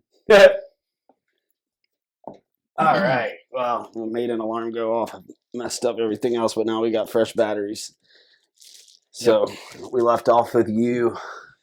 Yeah. So I think I was talking to one of the Joes with the at the cop, and he's like, "Yeah, you guys are going into the jungle," and that kind of caught me by surprise. I was like, "The jungle, huh?" And I was like, "What does that mean?" He's like, "Where you're going is heavily wooded, like a jungle." He's like, "It's unlike anything I've seen in Afghanistan," and he's like, "Every time we go there, we make contact." He's like, "You guys are definitely getting in a firefight tonight." I was like, "Oh, wow, like that's reassuring." Like, damn. And it was everything leading up to that point. It's like, of course, it's called the jungle. Like, why wouldn't it be called the jungle? Why wouldn't it be the worst place in Afghanistan that you've ever seen? Like, Right. Holy shit! With 100 structures and an unknown amount of mams. And the terrain like you've never experienced. So it's like we're sitting there waiting, and I don't remember if it was little birds or Apaches, but you hear them in the distance, and they're blowing up our LZ. Wow. So they're bombing out our LZ to make sure we don't land on a hot LZ. And we get the 1-minute call to load up, or 10-minute call, whatever, I don't remember. We did final manifest call. We get on these Chinooks. I think we actually had the 160th that were flying us. And we flare in and land, and like they pick up and take off, and we're like just in the middle of like a giant pile of floating dust. They bombed the absolute shit out of the side of this mountain for us to land on, and alerted everybody in the area that we were there. Yep, something's going down. So they're preparing. Oh yeah, so we run off the back of the birds, and we're clearing our sectors of fire. Everything's quiet, calm. Birds pick up, take off. Assault force picks up. Everyone's accounted for. We start making our way towards the valley, and it was either a PSYOP guy or someone was like, "Hey, break on the net. This is whatever, so and so." I'm monitoring ICOM chatter that says Americans are here. Get to your positions. Oh, whoa. So we were like, oh fuck. So yeah, man, we as soon as like, hearing everything before we left from like, oh, you're going into the jungle, you're gonna get into contact, doing pre-mission assault fires and landing and the birds taking off to get to your position. The Americans are here. So it was like, man, we're 100% getting into a firefight tonight with guys that know we're coming. We don't know what kind of weaponry they got. And you know they can fight. Yep. And they're down for their cause to jihad. Like they're gonna die doing, like they're ready to die. Wow. So we start this infill and it took forever. I think we walked for like 8 hours. Did anybody? So when you find out when homie comes over the radio and he's like, "Hey, I've got ICOM chatter. They're saying Americans are here. Get to your positions." Like, do you guys like take a tactical pause, or does everybody just keep walking and this comes over the net? Like, does it get relayed down to the Joes? Oh yeah, I mean it was like everybody had pretty much everybody in that platoon had an embedder. At least Tab and Up had an embedder. Oh wow, okay. So embedder is multi-band intra radio. So it's a big platoon radio that Encrypted that the jock can talks to the commander on, and all the juice goes through there. Yep. And so we were just like, all right, so we're not if we get into a firefight tonight, it's when. When is the ambush happening? Because they know we're here, and it's not going to be on our terms when this firefight kicks Nope. off. We're going to get fucking ambushed. Yeah, you're in their hood. They know this area. They know the AO. Y'all are, for lack of better terms, going in blind. Yeah, I mean it was a real bad feeling, man. And we're walking through this terrain, and it's like just god awful. At many points during the infill, we were walking as a platoon in a file because we couldn't spread out in a platoon column wedge because the terrain was like we were on tiny goat trails, just barely hanging on the side of these cliffs, like climbing up on our hands and knees to get to the next part on our infill to get to the first target building. So for everybody at home, a wedge, if you're watching, you're essentially like this. There's a squad like this, and then squad behind. So what that does is it staggers everybody out, gives you more of a view. God forbid if you take a mortar round or a grenade or something like that, that it should only kill one person. And then it allows you to maneuver and get a base of fire to return fire. A column that Eric is talking about is you're a single file line, like you're in kindergarten going to the line. Following the leader. It is terrible. Follow the leader. And man, like literally climbing on our hands and knees up and down the sides of these little cliffs, and like it was the real shitty rock, like this, the sharp shale that can cut you. Oh yeah. So like it was that type of rocks that we were climbing up, and like man, it was weird because like it was the most vegetation I've ever seen in Afghanistan. It wasn't like just rock mountains. It was like literally tree vines and like shrubs everywhere. Like I'm grabbing tree shrubs and climbing up these tiny little goat trails to get to the next top of this little ridge to keep walking. And it took us like almost 6 to 8 hours just to get to the first set of target building. What? And it was really crazy too because like we climbed and crawled over this insane terrain, and then it opened up like an apple orchard. And it was really strange because like all these trees were like lined up perfectly. And like all the vegetation like kind of went away, and it was like we were walking through an orchard. Really? Yeah, it was super strange. Like I've never like. I wonder if they were some kind of fruit trees or that, or they. Yeah, I don't know. You said they were in a row, like planted, almost planted. Yeah, planted perfectly like that. It's like walking through an apple orchard. Wow. And it was super like bizarre. Like it just another like this is fucking creepy. Yeah. Yeah. There's nothing about this that feels right to this point. Yep. And we ended up getting to the first set of target buildings. Well, like before we got to the target building, man, like I was like we went through that little orchard, and there was like the orchard stopped, and there was like another small little ridge that we had to climb over. It's probably like 20 yards or like 10 or 15 yards up and climb. But it was weird because we had to like kind of jump to it, like because like there was like a little V, and like you couldn't see how far down it went. Oh gosh. So like people were like crawling on tree branches or like logs that are tipped over to get to this other part of this embankment to climb up. And I remember like breaking through and falling, and I fell so far that I almost broke my hip because I fell and landed my hip bone on a log, and my leg was dangling. And I was like, oh shit. Like I thought I was gonna fall to my death. I like, is this gonna break and I'm gonna fall a couple 100 meters and die? Oh my And like gosh. I remember the guy in front of me had to like turn around and grab my hand and like pull me up. And wow. Wow. yeah. And I'm like, this is fucking terrible. Like what are we And this doing? is 6 hours in. Yeah, at least, if not 8. It was like, dude, we were all smoked. And you're getting close to daybreak. Yep. Hit the first set of target buildings. Dry hole. Nobody's in there. Nothing's there. So so you're at the village now. So how spread out are these buildings? And you have 100 structures there. Is this like a tight village, or is it kind of more spread out? It's more spread out.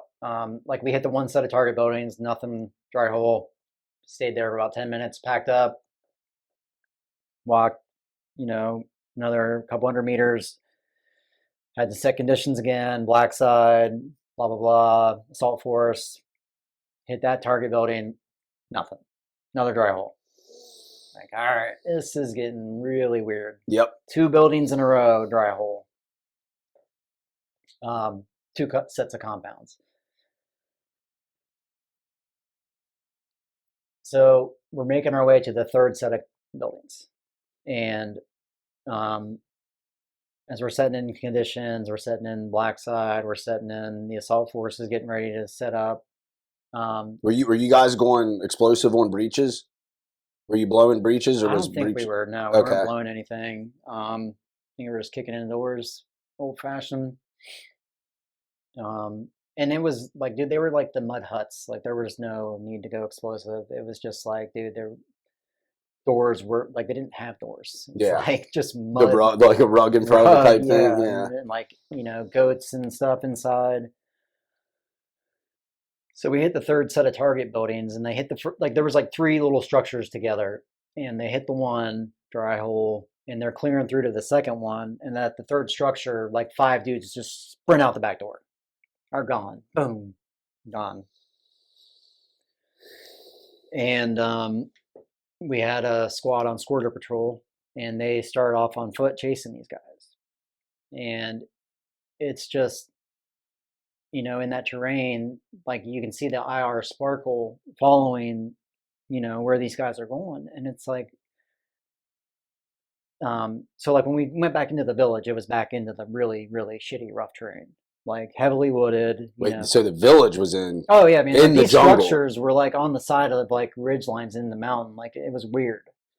Oh wow! So I'm picturing like, oh, you get to the village and it's cleared out. Oh no. Oh This was my like, gosh! Like you're like these structures are like on the side of the ridge. Like, oh my gosh! That's where they lived, and like they had their goats with them. And the bushes are everywhere. Yeah. Oh wow, that is terrifying. So these guys run out the back and are just like beelining it through this village, which is literally the rough terrain. Like we're in the side of a mountain. Yeah, basically. Yeah, it was like a bowl, basically. And like the village was all wrapped around it. There was stuff down in the middle of like there was a road that went in and out the middle, but all the structures were on the side of the ridge like that. Wow. So, we're fighting at an angle, basically going into these structures on the side of a cliff, like these little mud huts are built out of. the side of these mountains, like or ridge lines or whatever you want to call them. And the Squirter patrol team, which was first squad, they're going on foot chasing these guys. And which you're not going to catch guys not wearing kit in that terrain. Yeah, in terrain they know in their backyard. Yeah, the no part, that's huge. So basically, like, we can see the IR sparkle, and it's just kind of getting further and further away. It's like, dude. And I remember one of the SWAT leaders was like, "Hey, sir, you need to tell 3-1 and his boys to hold what they got, because they're way too far away from us. Like, if they get into contact, like, they're on their own. They're by themselves. Yeah, they're 100% by themselves." And I'm sitting there and, like, because we did pull 2 or 3 guys out of that building that we had flex cuffed, and, like, they're trying to do, like, SSE, and it's like 3-1's like, hey, or 3-6 is like, hey, 3-1, hold what you got. He's like, Roger, we got them. They climb down this ridge and they are just center of a cave. We got eyes on the cave. And I'm sitting there with the PL and, like, the platoon, and we're all, like, on edge. Like, we need to pick up and go. Like, being here is no good for the Squirter patrol team. Yeah. And, like, they're way the fuck far away. Wasn't you said the target was declared hostile, correct? Yeah. So why are you taking detainees on the first night of a 4-day mission? I don't know, man. That's what, like, it was that's so weird. It just, like, I remember, like, thinking, like, what are we doing? I thought we were smoking dudes. I thought, well, yeah, that's what I was like, what is going on? And, like, I'm sitting there and I'm looking around this valley, and I'm like seeing all these little dots on the side of the mountain. Like, we're under night vision. Yeah, so, yeah. Like, when you see a dot like that, that's a heat signature, or it's a light source. Right. Like, yep. And so could you, if you looked out from under your nods, could you see the light? No. Oh shit. And, like, I'm sitting there, I'm like, man, I bet those are warming fires, because it was cold as fuck. Like, it was cold. It was November in Afghanistan. It was cold. Yeah, that's cold. And I'm like, man, I bet those are warming fires, and those are machine gun nests, and there's a bunch, a machine gun team sitting there. And, like, I kind of, like, look at the PL, and I was like, hey, you see those little heat signatures? And he's like, yeah. And I was like, I bet those are warming fires. And I was like, we're probably about to get ambushed. Oh, you told him that verbatim. Oh, wow. And Craig looked at me and he's like, you think so? And I'm like, dude, look. And I was like, they're evenly spaced around the whole entire valley. I was like, yeah. So you guys were surrounded. Yeah, like they were. Oh. And, like, I'm like, yeah. I was like, look at it. I was like, they're evenly spaced, and I was like, they're all, like, directly across from us. Like, the other side of the valley is facing right at us. And I was like, those are 100% warming fires. And he's like, I think you're right. And at that point, 3-1 is prepping to clear this cave. Cool. Not clear it. They were going to frag it. And so they prep grenades to clear this cave. And as they were approaching the cave, they take contact. A machine gun from inside the cave goes off. And we're all sitting there and hear, and we're all like, here it goes.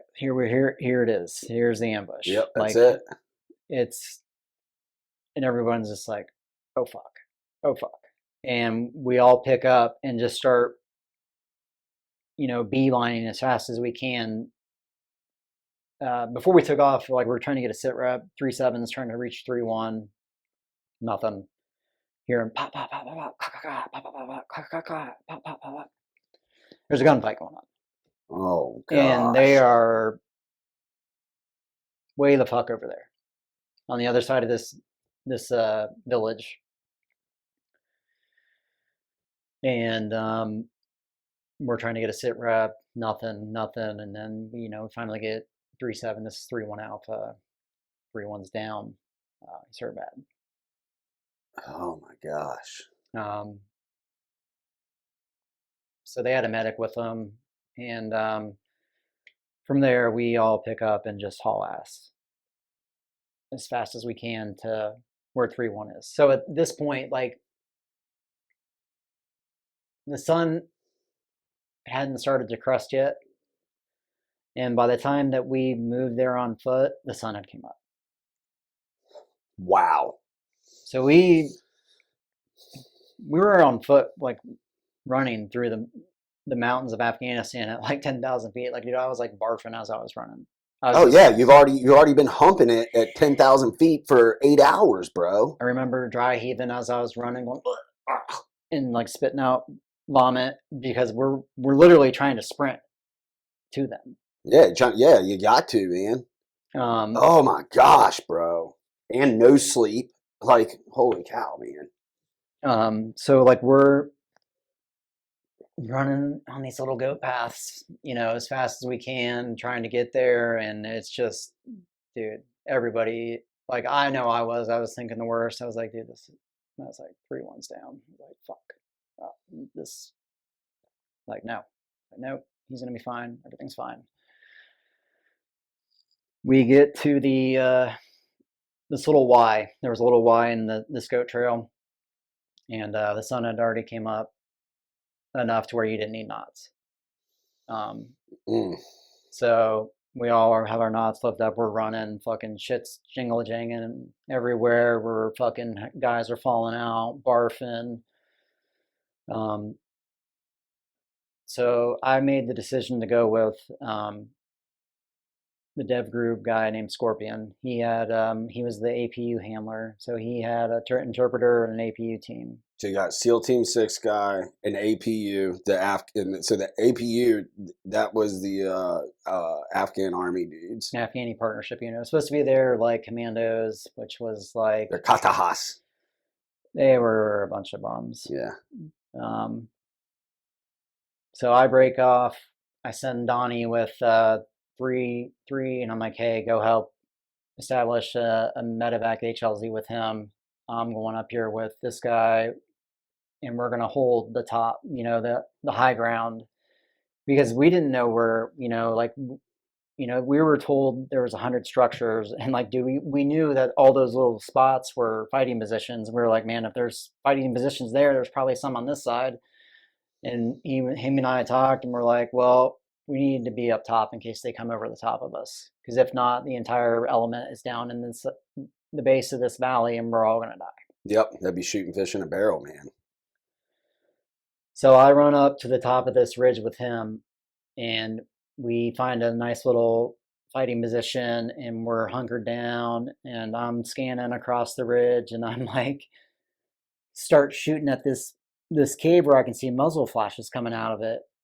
And almost immediately, like, I take direct contact back, and like tree branches are breaking up over my head, the ground, the dirt's kicking up at my feet.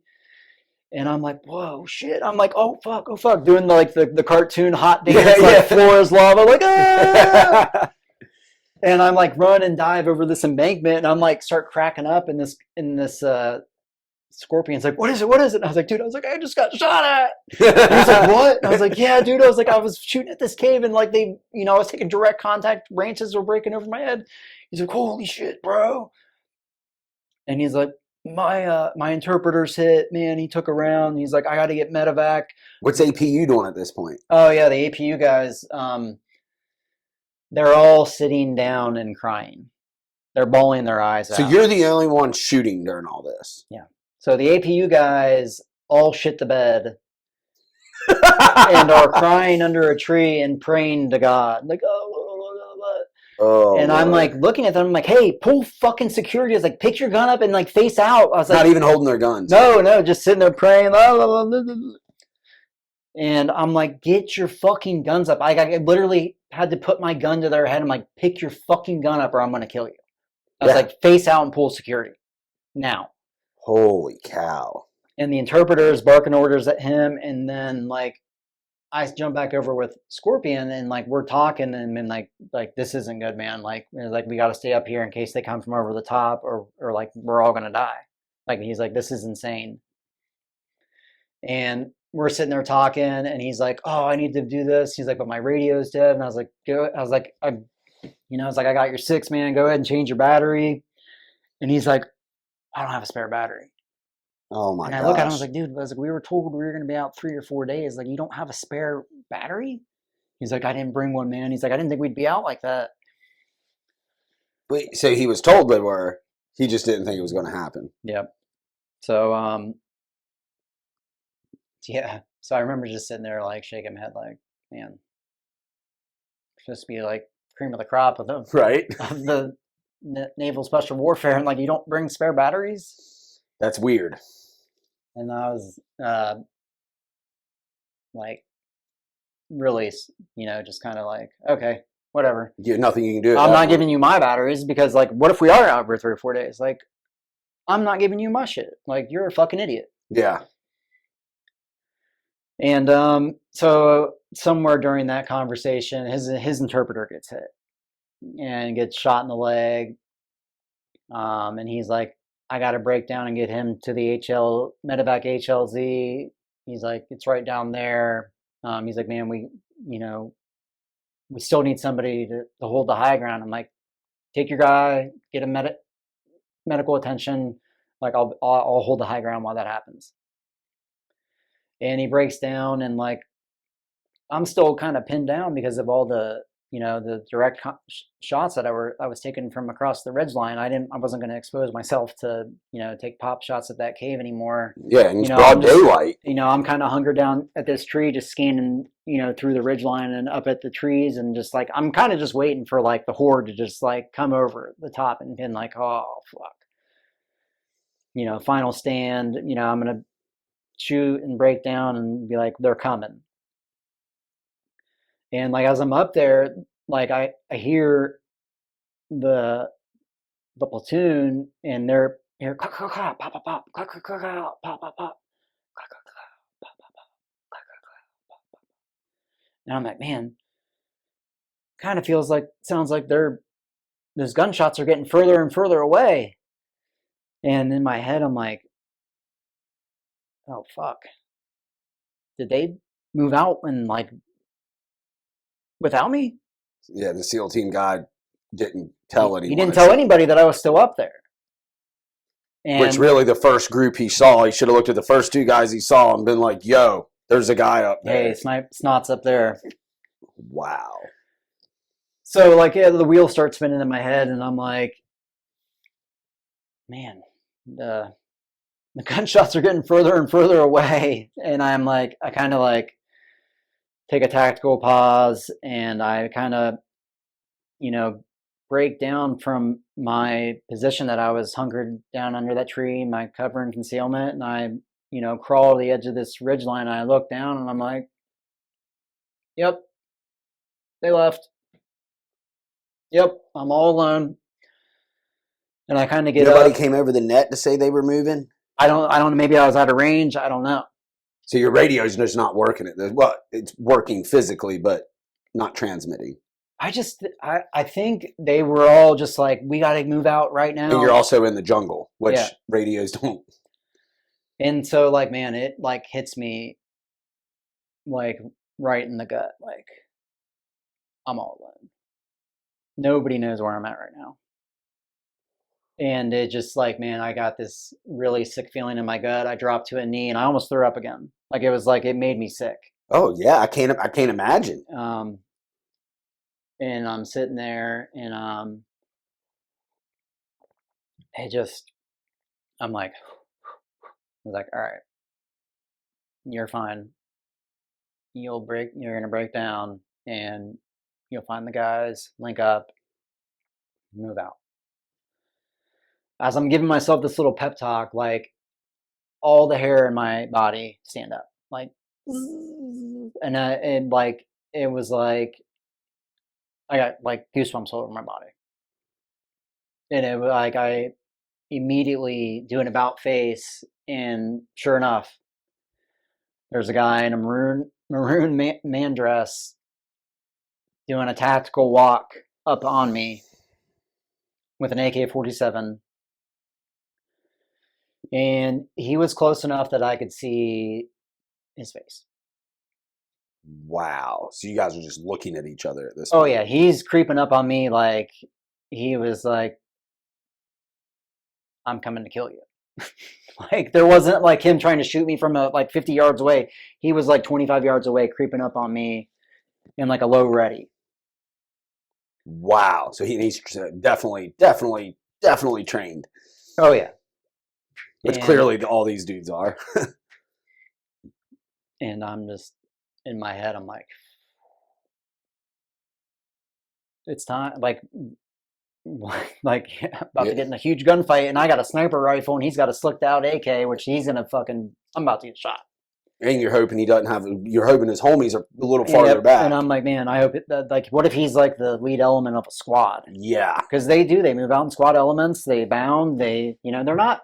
The Taliban's squared the fuck away. Like a lot of people think they're just a bunch of cave dwelling idiots. no. Now, these dudes. There's a reason why Afghanistan's never been defeated. Yes, And it's because these dudes are trained fighters, and they've been fighting their entire life. 110%. And I think what I mean, hell, we had been there since Afghanistan since 01, 02 or what 01. So, I mean, this is 2010. Yep. Not being like, not being funny, even though it's kind of funny. All the dumb ones probably died early, right? Mm-hmm. So, like, you're starting to deal with, and by this point, we've been at war for almost 10 years. They're learning our tactics. They know how we operate. Like, I mean, they evolved just like we did. So, I mean, I can't imagine being by yourself on the side of a mountain. And, man, I remember seeing them, and I was like, all right. I just raised my rifle, and I was like, I mean, I've got a 7.62, sniper rifle, and I've got a guy about 25 meters away from me. I'm like, I'm just gonna do volume by fire and just start putting lead down range and hope one hits, and I'm just shoulder firing. Pop, pop, pop. I see rounds like hitting around him, and like he's kind of doing the weave back and forth. And I see him kind of dive like that, and I'm like, oh shit, I got him. And like in my head, I'm like, break contact. I got to break contact right now. So I turn and start running up towards the embankment that I climbed up, and I look over, and he's just sitting next to a tree like this, lining me up, and I'm like, oh no! And all of a sudden, ding! And my face exploded. Holy shit. So did you hear the shot? I didn't. It was just... Yeah, you said ding, so I'm assuming that wasn't... My ears exploded, like my eardrums burst. It was like ding! Like a bell was dung over my head. And my neck ripped from left to right in a really violent manner. And like all my teeth were like poofed out. I didn't lose any teeth, but like all of them moved in my mouth. Holy shit. And my eardrums were just burst, and like I'm just like, oh. And I just saw, the blue stars in my eyes, and like I can hear the ringing, and my teeth are bulged out a little, and I have a burning sensation across my neck. And I remember just running as fast as I could and seeing like blood shooting out in front of me. And I'm like running towards the edge of this ridge line, and I'm like just in my head like, don't stop. And I run right off the side of this cliff. Holy cow. And so you getting shot, it didn't take you off your feet? Mm-mm. Nope. Okay. See, yeah, I didn't realize this as many times as I've heard this, that I had it in my head differently. That's insane, bro. You took a shot to the face with a 7.62 caliber weapon and didn't go down. That's incredible. So I ended up running off the side of this cliff, and it was like, out of a movie, a scene from out of a movie, man. I'm like Chris Farley falling down the side of a mountain, just eating shit. And I ran off, and I ended up landing on my feet and falling forward like this. So I was tumbling head over heel. Oh my gosh. Like like your car, how you do a cartwheel? Yeah. But I was doing a front cartwheel and just Just head feet. I remember I would see the sky, earth, stars, sky, earth, stars, sky, earth, stars. Like I was hitting my head so hard that I was seeing stars. And after the second hit, my sniper rifle was like, I'm like, no, dude. Oh my gosh. So my primary weapon system is gone. I'm hitting my head repeatedly, seeing stars. Losing blood. Yeah. Somehow during the fall, I timed it because I remember seeing the sky and then stars, sky, stars, and I was like sky, and I was like feet, and I landed on my feet and ran down the rest of this little embankment as fast as I could. Like it was out of a cartoon. My feet were just like, and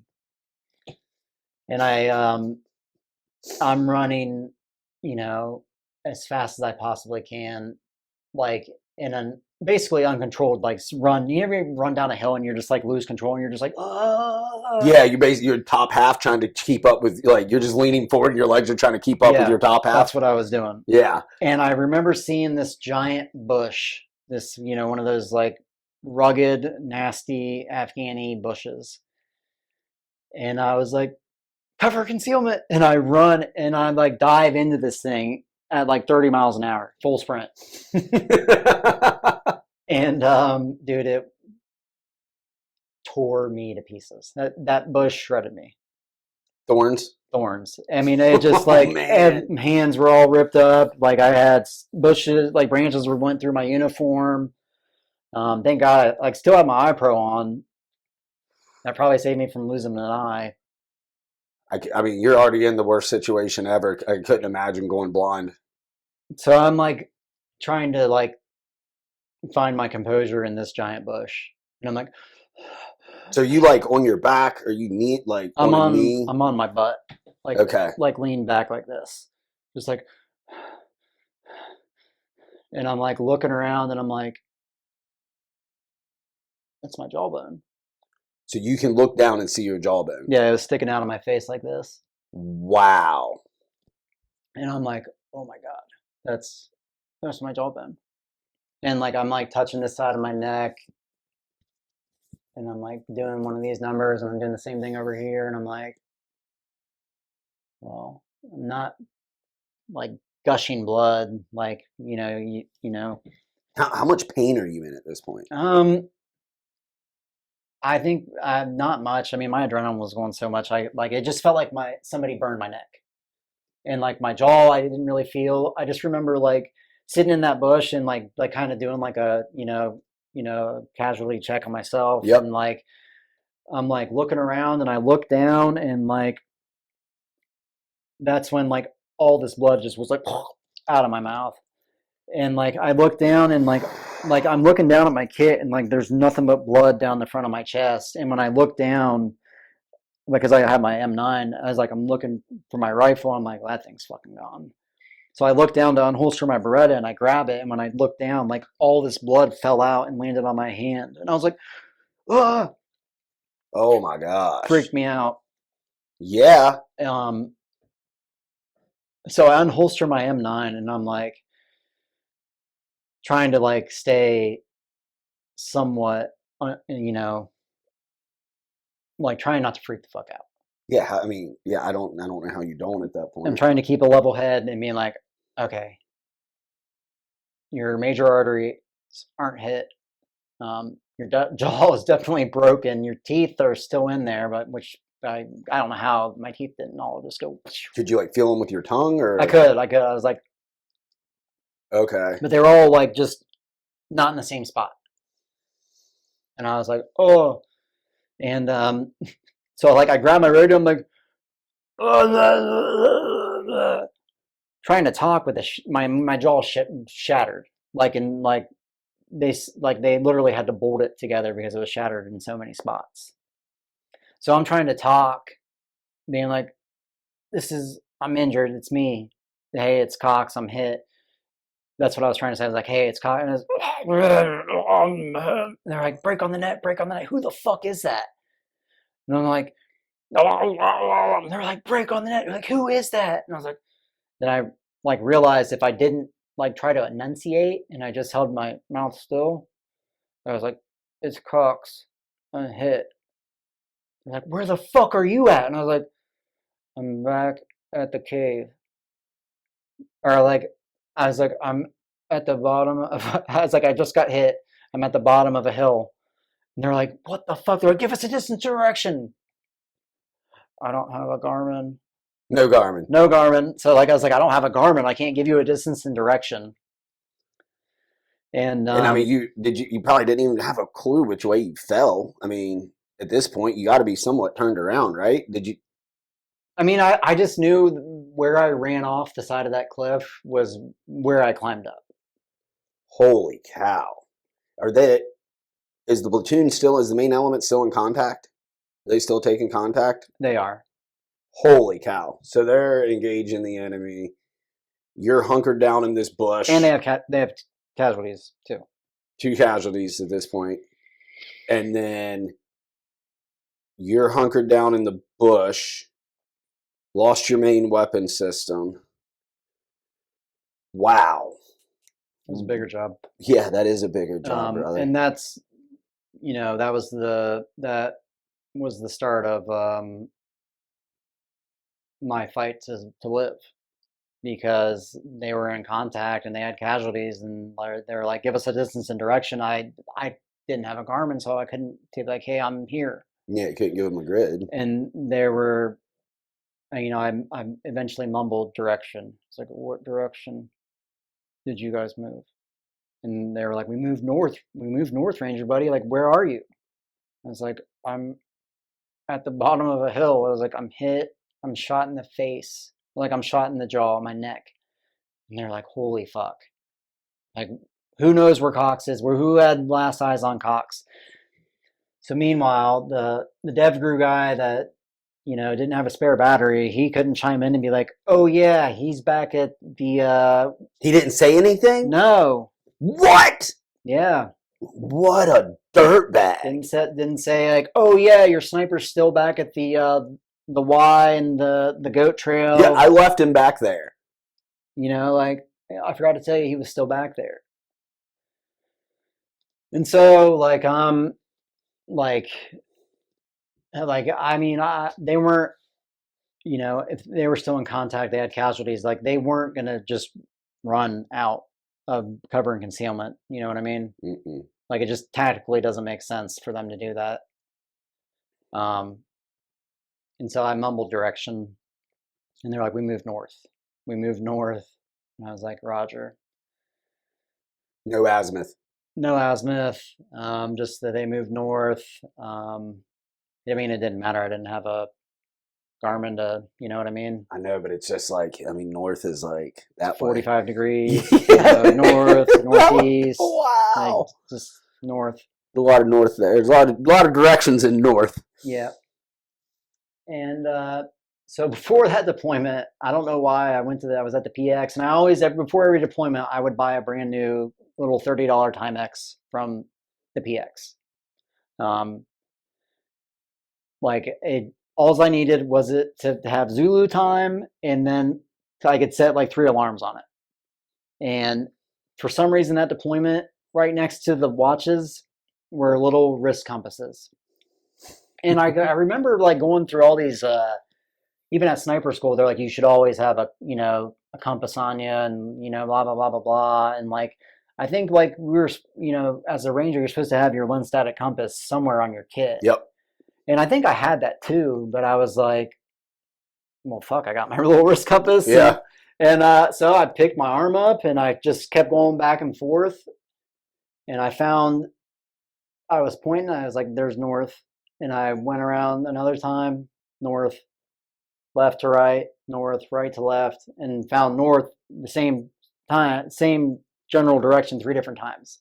And I was like, fuck it, That's north. that's north. So like I've got my Beretta, my M9 Beretta, and I just start bounding from tree to tree on the side of this freaking valley, like trains, shit.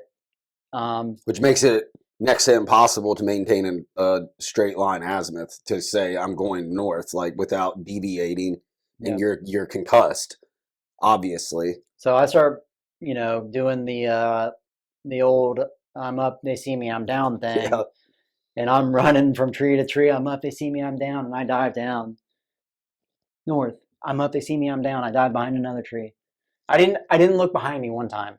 I was like, I'm not gonna look behind me because if like I just in my head I was like, if I turn around and see them, I'm gonna die. But I'm just gonna keep moving forward. I'm not even gonna look behind me. If they kill me, they kill me. Wow. And I didn't look up the hill that I fell down. I just kept my eyes forward. Like I'm just gonna go forward. Like I'm not gonna do that to myself. What if I look behind me and there's 10 guys standing there? Yeah, what do you, I mean, Okay, empty a mag of the M9? like what am I gonna like? I was just like, fuck it. Yeah, and an M9's not going to do a whole lot in thick terrain. It's not like you have any distance on it. Better than Yeah, nothing. I mean that, and like what I mean, I'm literally beaten, shot, concussed. Bleeding out. Yep, about to go into shock. As I was bounding, like I remember like getting really lightheaded. At one point, it was like really weird. Like it was like I was watching my body from the treetops. You're having an out of body experience. Yeah, it was. And I remember thinking, I was like, I'm about to die on the side of this mountain, and nobody knows where I'm at. My wife is 6 months pregnant with my Oh my unborn God. son that I've never met. We just decided a name on, literally a week before that. So we decided we were going to name him Dylan. Which we love Dylan. Yeah. And his awesome hair. Dylan's a ginger with hair down to his shoulders. He's amazing. He's such an awesome young man. Yeah, he's a cool kid. All them boys are cool. So I'm bounding, and I'm like going in and out of this lightheaded spell, and I'm like, man, the adrenaline's wearing off. I'm losing a bunch of blood, and I'm probably gonna die. And I just kept thinking about Dylan and like, my ex-wife, and I was like, man, I'm not dead yet. I was like, I'm not dead yet. So keep going. And so I just keep bounding north, and like I finally just was like, like I have no idea where I'm really running. Like I could be running away from them. They could be north, but 200 meters south and north from there. And I remember getting upset and just being like, well, fuck. I was like, I'm about to die on this mountain. I'm going to be MIA. My wife's never going to have a fucking funeral because she's not going to have a body to bury. Oh my gosh. And I just got upset, and I bounded 1 or 2 more times, and I just was like I didn't give up, but I just was like, fuck it. And I just started walking. No more bounding, just walking, pistol down to my side, by my side. I'm walking. Come up to a tree, take a knee, and I'm just like, this is how it ends for me. I'm gonna die. Nobody knows where I'm at. Like, so I look up, and about 50 yards ahead of me, I see this embankment, and like, that's how crazy this terrain was. That there was an embankment on the side of this hill that was like all rocks. There was trees growing up the side of this second embankment where you could see the roots growing out the side of it. Was it man-made? Not the tree, obviously, but the... I don't know if it was or not. It was like, it had to have been. It had to have been like a fighting position. Because I see all these rocks lined up, and then I see all these little turtle shells like popping up like this, and I'm like, holy shit, I found them. And I start running. I'm like, "Arr!" And they're like, I hear, there he is, there he is. And I remember two guys come running at me, and it was Dylan and Mitchell. And Dylan comes running at me, and like I put my arms out to like, oh my god, it's so good to see you. yeah. And I do love me some Dylan. yeah. So I see him, and I put my arms out, and he just kind of like brushes me off to the side, and I'm like, where's he going? Where's my hug, bro? Yeah, like what's going on? And like I kind of, from what I remember, like, and from what I remember, Dylan bypasses me and raises up his rifle and takes a couple shots. And from what I remember, I thought he engaged somebody. Wow.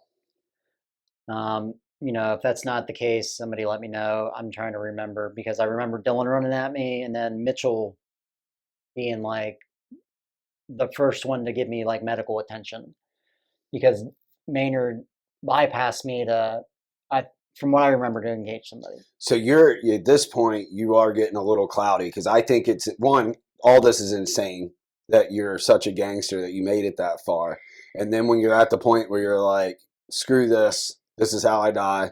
Which, I mean, holy shit! Like, how could you not think that? But your vision after all those concussions, you're such a hard ass. Your vision was still good enough to see Mitch's helmets at 50 meters in brush. Like, that's pretty incredible that your situational awareness was that good after being shot in the face, falling off a cliff, however many concussions, if I guess, are they considered separate every time you get Yeah, a so good every one? time you see stars is a concussion. So you had multiple concussions at this point, and you're situationally aware enough to shoot an azimuth, get north, bound, stay on a north azimuth, and then spot the guys, the helmets. How far do you think you moved from the point where you were in that bush till you found the boys? Um, I know I just asked you probably the most ridiculously hard question. Probably 400 or 500 meters. To a quarter plus mile. Wow. Through the Yeah. worst terrain in Afghanistan. Yeah. At 10,000 feet. Mm-hmm. And I remember, Mitchell. I feel bad now, but like he comes running up to me with like an Israeli dressing, and he's like trying to put a bandage up to my face, and I'm swatting it away, and I'm like, get the fuck off me! He's like, stop it! Like, move! We need to take cover. Like, I'm running for my life. Like, I'm literally running for my life. Like, stop! Like, get the fuck off me! Yeah. Put your Band-Aid away. And he's like, but Sergeant, I gotta put pressure on it. I'm like, oh. You're probably also in Ranger Smash mode. I mean, was. You're saying you're scared and stuff, which anybody would be. I mean, dude, I was. I also know you. That's what I was going to say. I know you well enough that like Ranger is not, especially Ranger like you, but it's not when fight or flight kicks in with us. There's a whole lot of fight with it, and so I can't imagine. I'm just what is all going through you. You're probably terrified out of your mind and wanting to kill everything. Yep. And I'm like pushing him away from me, and like, get off me. And our senior medic comes running over and grabs me by my kit, and is like swings me around and like doesn't slam me down, but like gently throws me down on the ground. And he's like, hold still. He's like, I gotta fucking check you. And he's like pulling out bandages and dressings, and like, cause he's already dealt with 2 casualties. Yeah. So he's pinging, dude, and getting shot at. Yep. And Lewis is one of the best medics I've ever worked with, if not the best medic. And he throws me down and starts doing all my checks, and he pulls out a bandage and like putting it on my neck and holding it down like to slow down the bleeding. And I'm like, it like is on my neck, and my neck's filleted open. So like, how far down? Like Adam's apple. I mean, it was just under my chin, my jawline. Okay. So like, I've talked to guys that after this happened, and they're like, dude, we could see everything in your throat, all your major arteries. We could see them, your arteries. What? Yeah. How did you not cut them in the fall? I don't know, man. The fall alone could have killed me. Besides getting shot. Getting shot in the face could have killed you. The fall could have killed you. Holy cow. So he's got like a bandage on my neck like this, and I'm like, because it was like choking me out. Like he, adrenaline. He's just like, sees blood, got to put pressure on it. And I'm like, and he's like, oh shit, he can't breathe. You can't breathe. And he pulls out a tracheotomy kit and is about to rip this thing open and pull out a scalpel. And he's about to go fillet, like criking me right there in the middle of Afghanistan. Oh. And like, I'm like, and like I grab him and pull him in. I was like, I can breathe. Just don't press so hard. And he was like, what? I was like, I can breathe. Just don't press so hard on my neck. And I let go, and he like sits up and looks at me. He's like, Cox. He's like, if you can't breathe, I have to do this. He's like, it will save your life. He's like, if you can't breathe, you have to tell me. He's like, I have to do this. And I was like, I'm good. I'm good. I'm talking. And he's like, what the fuck? So he grabs me by my hand, stands me up, and literally gives me a pressure dressing, puts it on my hand. He's like, here, hold this here. I'm literally holding my face together. Holy Like where my cow. jaw is sticking out, I'm like holding it in my face. Oh, can you feel stuff moving? Mm-hmm. Oh, gosh. So, like he took my mitch off, and like we're climbing over this embankment to get back under cover because we're still taking pop shots. Like we're still in contact.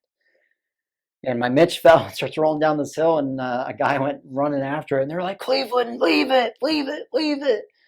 He's like, I can get it, I can get it. And he grabs it and comes running back up, and like I keep hearing, Cleveland, no. And I'm like, holy fuck. Did someone just get shot because of me? Like I'm about to fucking lose my fucking mind. If that I thought he got shot. Nope, he jumps over, he's like, I got it. You're like, you fucking idiot, we said leave it. He's like, I could get it, I got it. Oh my gosh. So I'm sitting over this embankment, and I'm laying there like, and in my head I'm like, holy shit, like it's okay to die now because they're gonna get my body home. So you're not even at this. You're not even like, okay, I'm good. You're still like, oh, I'm dying. So you're, oh wow, dude. I'm like, it's okay I can die now. I can relax. Like they're gonna get my body home. She can have a proper funeral. And we're still in contact, and they're like, we're not going to be able to get a medevac bird in here anytime soon. Like how much time does he got? And they're like, he's critical, he's urgent surgical, like he needs out of here now. That's what Lewis was telling 3-7. And they're like, he's like, yeah, they said no birds yet. And they're like, medevac has called off right now. And they're like, Jones, to get down here, start calling in gun runs. Jones was our FO. His great guy. Jones was he's a bigger guy. He's like a college football player, I think at Wake Forest, and he was like a lineman. So he's a big dude. And there's like the second part of that embankment where him and like all the weapon squads up there, they're occasionally talking the guns. Wop, wop, wop, wop. They're like, Jones, get down here now and start calling in gun runs. So I'm like watching Jones up there, and I'm looking up at this upper embankment, and like I see this tree, and he's like kind of looking over the edge, and he's like, I think I can jump. He's like, I'll be all right. And they're like, all right, we'll get down here. He throws one leg over, and as he throws the second leg over to shimmy down this wall, he kicks a rock. A rock probably about the size of a softball, maybe a grapefruit. Ouch. And I'm watching this rock, and I'm like, man, that rock looks like it's coming straight for my face. It hits me right above my right eyebrow. from like 10 feet. And I'm like, poof. I'm like, dude, I'm laying on the ground, so that thing hits me like thud. Yeah, no, yeah, your head can't give. Oh, dude, it was like thump. I'm like, oh!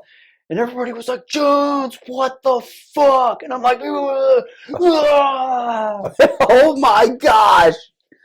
And he's like, oh, I'm so sorry, dude. He's like, Eric. And I'm like, Yeah, screw you, buddy. like, man. That poor guy, you know how bad he felt, dude. Oh, yeah. Oh, dude, that poor guy. I mean, Oh, poor yeah. you, obviously, but that poor bastard. So we're like taking contact, and he's jumped down, and he's got his compass out, and he's getting like direct, like azimuth shoots, where he's like 237 degrees at whatever 300 meters, 234 degrees, because we have ISR in the sky watching. And he's calling a gunner, and he's like, "Hey, I've got, contact at 300 yards, 238 degrees from our position. Roger." All of a sudden you hear little birds, and like it just, That is just like, awesome. oh hell yeah. And then like we're still taking contact, and we're like, dude, this is crazy. Like we're bombing the shit out of the side of this mountain. Like where is this contact at? And it's like, oh, they're like right over the wall. That's how close they were. So like they're like, everyone get down, and Jones is like, we're coming in danger close, everybody get down now. And he hears wop wop wop, and all of a sudden it's just like, so I'm like bouncing off the ground, and like I've got the medic laying over top of me like this, and it's we're bouncing off the ground. Wow. And they do that like 2 or 3 different times. Goose gun is going off, machine guns are going off. So, Coon Sergeant and PL are on the radio, and they're like, they think they can get a medevac bird in. They're like, what do we got to do to get a medevac bird in to get Cox out and the interpreter? And I think they ended up dropping like they had all those guys from up top crawl down and dropped like a 500-pound bomb up there and blew out an LZ. Wow. So the machine gun team gets back up there. A couple other guys are up there. Matty B was up top, and they're like, all right, Talk says they can send out a medevac bird now. And so they were kind of trying to figure out how they were going to get me up this second embankment. We had a guy up top who was a PT stud, ended up going selection and doing some time up north, doing after taking a long walk. And they were like, everyone take off your safety lines from the birds. So they daisy chained all the safety lines to make a giant bungee. Oh. And so what they were going to do was they were going to hook me to that giant bungee line, and he was going to hoist me up the side of this embankment. I'm like, dude, we're still in contact. Like I have a chance to actually live. I was like, I'm not. Yeah. Like, and in my head, I'm like, all right, yeah, that ain't happening. I'm like, okay, I've come a long way. So they're like at the 10-minute call, like, Cox, we're gonna hook you up to this bungee line, and Blashford's gonna hoist you up the side of this embankment. And I'm like, yeah, we'll see about that. And so they did the 10-minute call, and like they hooked my safety line up, and before Blashford could even get set to start, like, because he was gonna sit back against a tree and like try to pull my entire weight up the side of this, like 10 feet. Wow. So like I had like a tiny little burst of energy, and I climbed up that wall as fast as I could. And like I remember him sitting down like behind the like this is where like the edge is, and he's kind of like bracing to like start pulling me up. And like he's like leaning back and like pulling the safety line and looks over and I jump into his arms. He was like, "What the heck?" And we both fall down. He's like, "Whoa!" He said, "You just climb that?" I was like, "Yeah." Yeah. I'm urgent surgical, but I'm climbing. And we're on top of this LZ that they just blown out, and he we're kind of chuckling about what just happened, and he's like sitting there and like takes a knee and starts looking out, and I'm like looking at his gun, and like we had the PMags with the windows, right? Mm-hmm. And I'm like, I'm like tapping him. I'm like, He's like, what? I was like, your magazine. He's like, look at the window. The window was empty. And he's like, oh shit, mag change. Yeah, it means you got like 5 rounds left. Yeah, so he's like, oh fuck, mag change. And he like slaps in a new mag and he's like, Jesus Christ, dude. He's like, you're shot in the face and you're telling me to do a mag change? Still squaring guys away. He's like, what the fuck is wrong with you?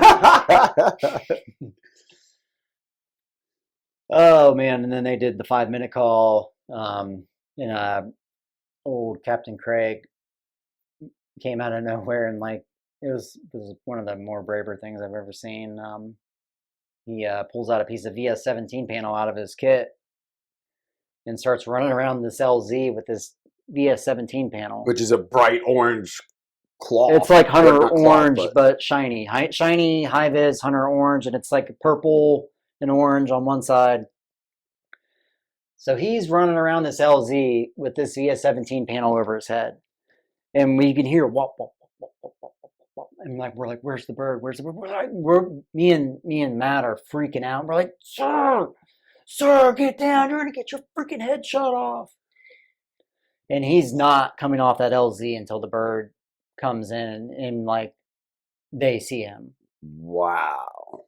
So like the bird kind of comes around this corner, and he starts just running back and forth and just waving this thing, and like the bird kind of comes in and starts to flare, and he runs back over to us, and he's like, all right, when the bird lands, he's like, me and Blashford are going to make a little T like a diamond over you, and like we're going to walk you on the bird. And it was a Pedro. That's a medical evacuation Black Hawk. They call them Pedros. It was a big gray Black Hawk. Oh wow! So they was like real like. Oh yeah, they real surgery. They had surgery. There we go. Surgeons on there. Yeah. Wow. And they land, and the door opens up. PJs are in there running off, with their little shorty M4s, and like they're pulling security for Craig and Matt. And I'm walking on the bird. I get on, sit down, and like the PJ, they load the interpreter on, and they bring over a Skedco with an American flag wrapped around it. And it was it was Kevin Pappy. He didn't make it. He unfortunately was killed in action. He was taking the fight to the enemy at the bottom of that cave, and was he took a round right below his plate carrier, and it went through the soft armor, and the soft armor slowed the round down to where it basically just tumbled inside of his gut. Wow. So at this point, did you think Kevin was still alive at this point? No, I knew right before we called in the medevac. I remember Dylan saying something. He's like said something. He's like, what a fucked up day. He's like, Cox gets shot, falls off a fucking mountain. And he's like, and we lost Pappy. And I was like, where is he? I was like, where's Pappy? What do you mean you lost him? He's like, he didn't make it, bro. Oh my gosh, dude. So we yeah. I get loaded, Terp gets loaded, and then they bring Kevin over in the Skedco, and they load him in with us.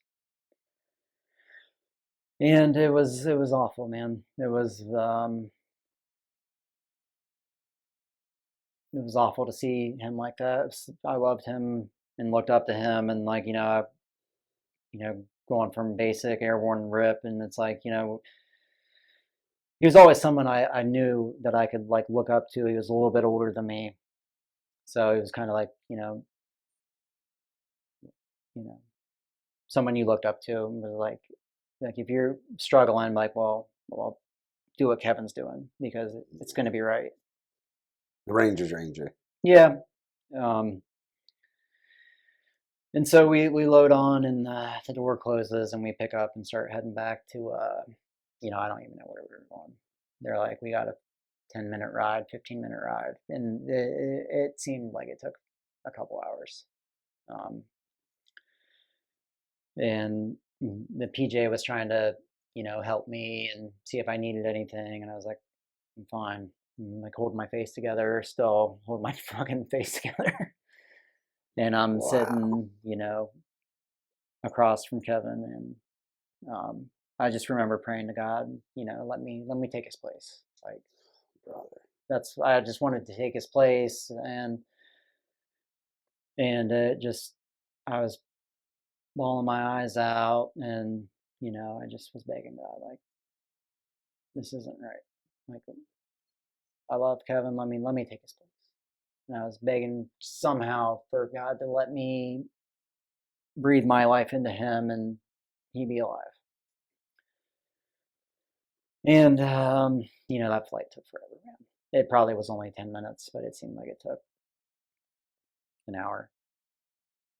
And we ended up landing in probably the same little cache site that we flew out of.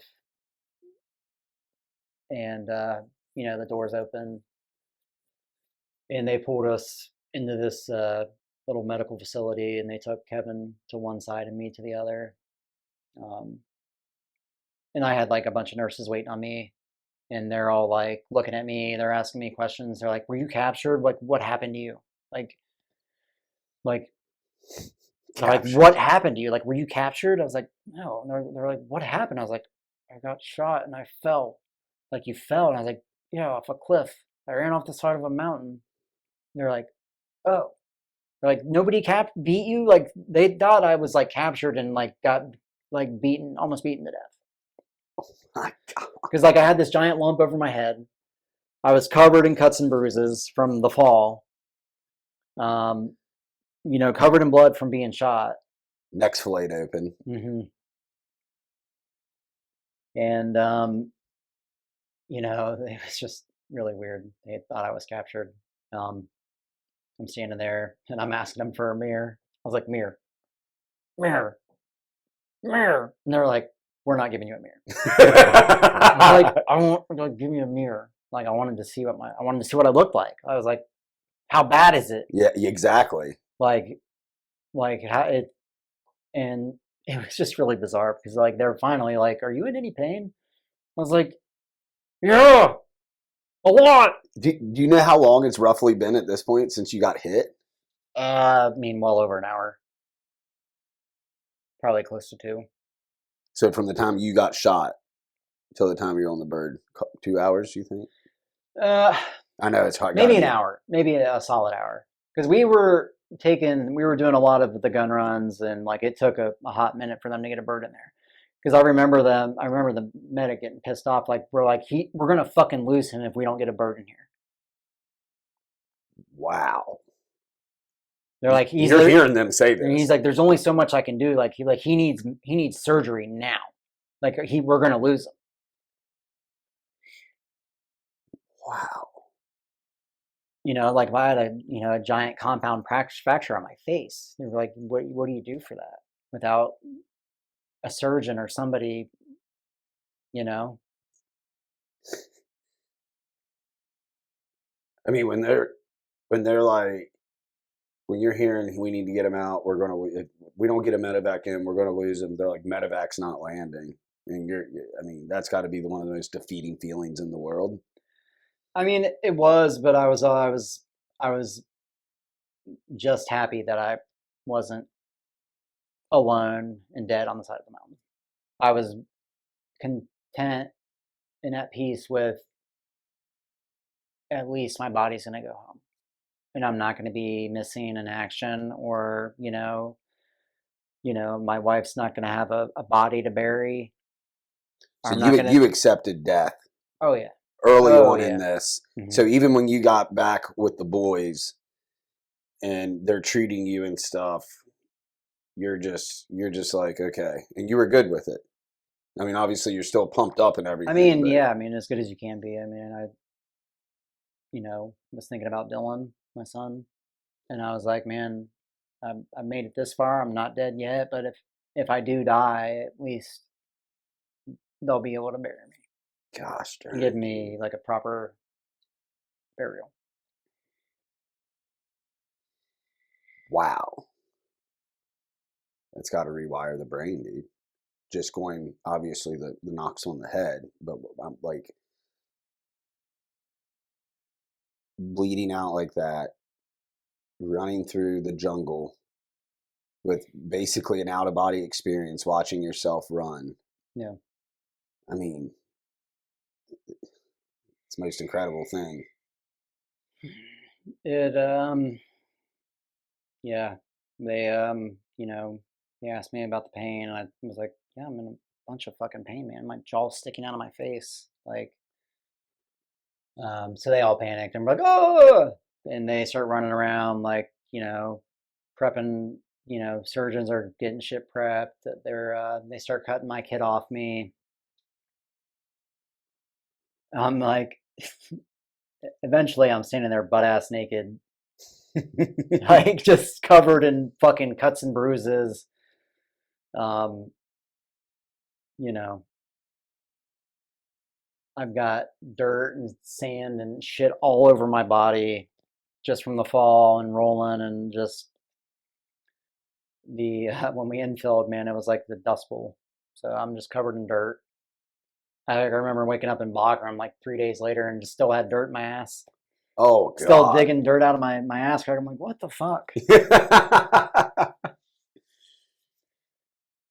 So they prep surgery, and like they get an IV started on me, and I'm just asking like, where's Kevin?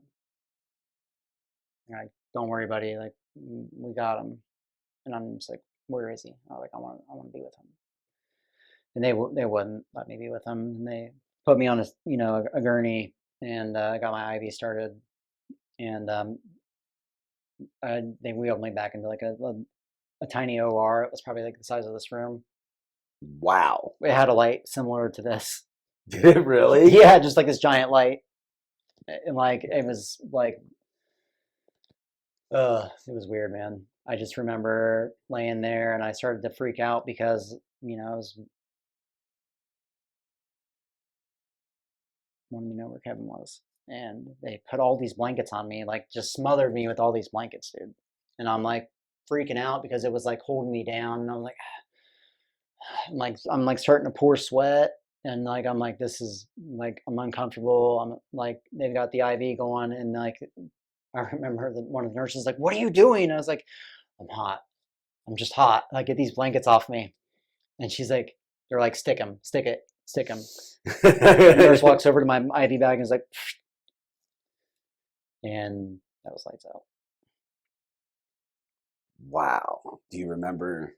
So basically, I was in surgery for like 17 hours. Apparently, that's what my buddy Eddie 17. 17. That's what Eddie told me. He's like, man, he's like, man, we were waiting all night for you. He's like, you were in surgery for 17 hours. You flatlined twice. You flatlined twice? Mhm. They He's like, they shock you back, or? I guess. Wow. There was another weird experience, man.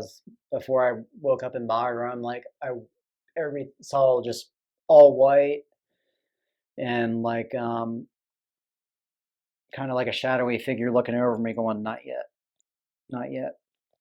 And that's when I woke up in Bagram, and it was just really weird, man. I was so doped up. I just like woke up in Bagram, and my buddy's like, this guy's like, "Hey, man, you got to wake up. The general's coming." I was like, "What?" And I was like, I mean, dude, I'm like heavily sedated. Like I was in surgery for however long. I'm like dilaudid on a drip that's constantly dripping. He's like, wake him. He's like, bro, he's like, you gotta wake up. The general's coming. And like I finally wake up, and it's the 2-star general of JSOC. Nice. It's a general, right? It's Yeah. 2-star. I think his name is General Thomas. The regimental commander was there. Colonel Clark was there. There was a sergeant major, I think, of JSOC there. And they all start talking to me. And like they're having a conversation with each other, like, man, Sergeant Cox, we've been praying for you and like waiting on you, and like we're glad you made it, glad you're here. And they're like, man, you don't say a whole lot, do you, Sergeant Cox? And I'm like, and they're like, oh, can you talk? And I was like, I mean, I have a trachea. So basically what they did was in my surgery is like my jaw was shattered. So they basically peeled my skin up my face. And then that's how they put the plate in and the pins in to hold my jaw together. So they basically degloved my face, pulled my face up over my. Holy cow. Yeah. Holy cow. Yep. They peeled me like a banana peel. Yep. They peeled everything over my face. That's why like those pictures I showed you earlier, like my jaw looked deformed, right? Yeah, it did. It just like everything wasn't sitting right. So I don't know if it was from when they pulled the skin up and like they put the hardware in that it didn't. They did their best to pull it back down, but like I used to have thick, fat scars across my neck. Yeah, now you can barely, besides your I had one a dimple scar. right here, and I had a fat trachea scar that looked like a caterpillar on my neck. Which I didn't get that until after I left the hospital, like 2 weeks later. What, the trach? No, the trach was in, so like with the scar. When it closed. Okay. I was like, wait a minute. So, yeah. I remember going back to Bagram and meeting the general, doing like a little Purple Heart ceremony. They pinned my Purple Heart on my bed sheets. And it was cool, man, I guess. I don't know. But I remember having a pad of paper and trying to write stuff to them, but I was so high on painkillers, I just wrote thanks. And I remember, like, I still had that. I had that notepad. I think, it was in my nightstand for many years. And it was just like waves. Nothing. Nothing. It didn't even say thanks. No, it was just like a wave going across. And they finally left me alone. And man, that was a rough 3 days in Bagram. Did they have anybody there sitting with you, or? No, I mean Eddie would come. Eddie Wright. He which was crazy. Like I didn't know. I lost track of him and didn't know his name. So like when I ripped out of the country, like I was like, who is this guy? Who was it? Like, and he was like there every day and like, hey, what do you need, dude? Like and like I was, on a lot of drip. So like I'm like trying to remember who he is. And he like showed up every day, would call back home for me and be like my voice. And like at that point I could write stuff and be like, call this person. I was calling Yeah. And it was just, he was giving her updates, and I was asking about the baby and how she was doing. And I remember there was one guy, Nick Behringer. He's one of the coolest dudes I've ever met. Nick was the nutritionist, the regimental nutritionalist. Really? I met him at Ranger School. So like he was a squared away officer, like dude's smarter than. I didn't even know we had one. Oh yeah, dude. Like he's like super fucking in shape, eats the most absolute cleanest things you can imagine. Like I'll show you him on social media. He's the man. That's awesome. So we went to Ranger School together and we became buddies. and I was an enlisted dude. He was an officer. He's like, you got to teach me. You know, I don't know how to do a raid and blah blah blah. And he's like, I'll show you how to do op orders. I was like, yeah, heck yeah, dude. Like Bet. Thunder Buddies. Yeah, dude. That's exactly what you're looking for in Ranger School too. And we became good friends, and he ended up coming over to the hospital in Bagram. And he's like, man, he's like, when I heard it was you, he's like, I couldn't believe it, man. He's like, I'm so glad you're, you know, okay, and like, what do you need? And like, he ended up making a few phone calls for me, and like, man, I was all fucked up in the head, like just mentally and emotionally. I just kept writing, I'm sorry, I'm sorry, I'm so sorry, I'm sorry to put you through this. And that was to to Tanya. And Wow, man. he's like, I'm so sorry to do this to you. And it was just like an insane amount of like guilt to, you know, put her through that while being pregnant. And it just, you know, I was dealing with a lot of other guilt of like, dude, I was like, man, how the fuck did I survive getting shot in the face? And, you know, Kevin didn't survive. And I was just like, they like quartered me off in the hospital to where I was like completely by myself, and like I was really going through it.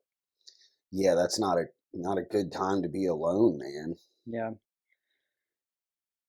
It was rough, man. But I do remember one funny thing. Like it was like day 3, and I was tired of sitting around, so I got up and started doing laps around the hospital. They were like nurses like, what are you doing? I was like, I'm bored and want to walk. I can't talk, and I'm like, I wrote bored on the paperwork. I was like, I'm bored. They're like, you can't just get up and move, and I was like, yeah, I can. I am. Watch. And like I remember like when I first woke up from surgery, I had a freaking catheter in. And I was like, get it out. I was like, get it out now.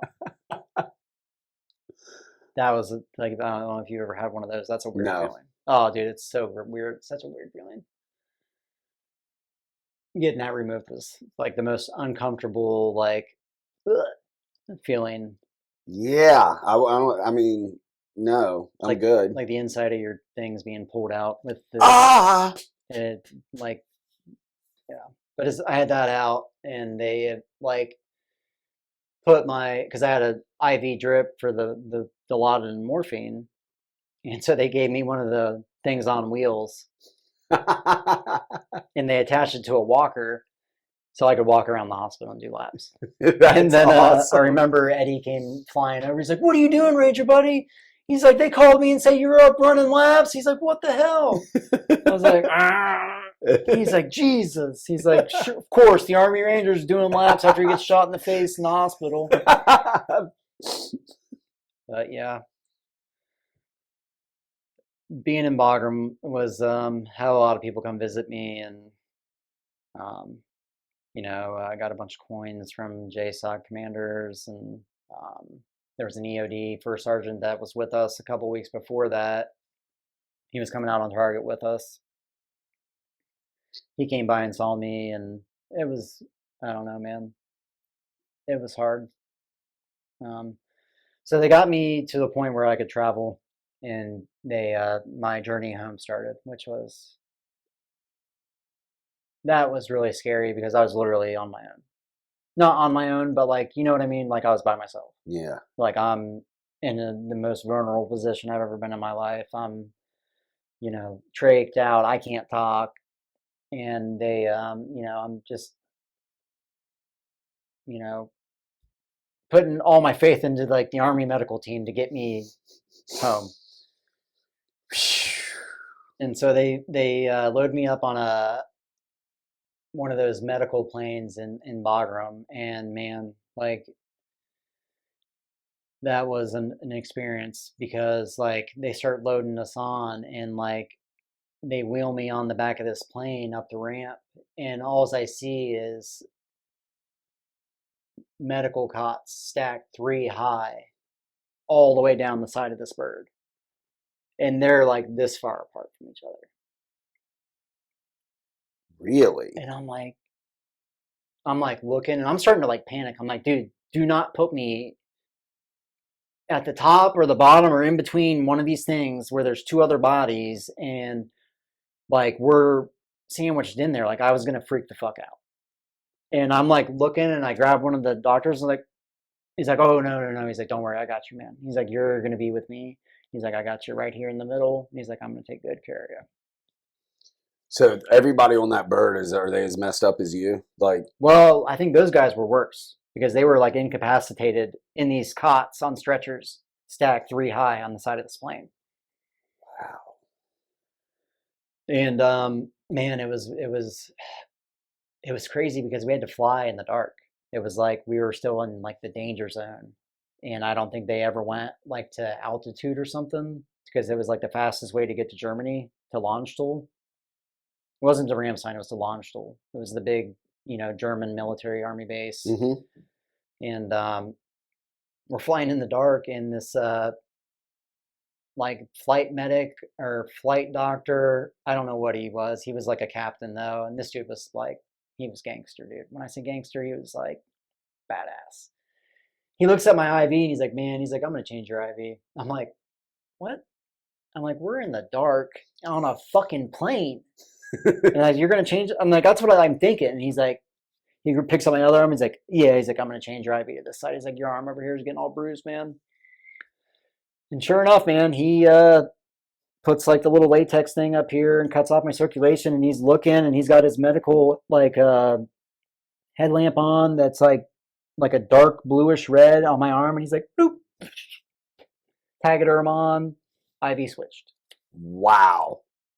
He's done that once or twice. Oh yeah. I mean, this dude was shit hot. Yeah, that's who you want working on you. Yeah. And then I got to Landstuhl and spent like 2 days there.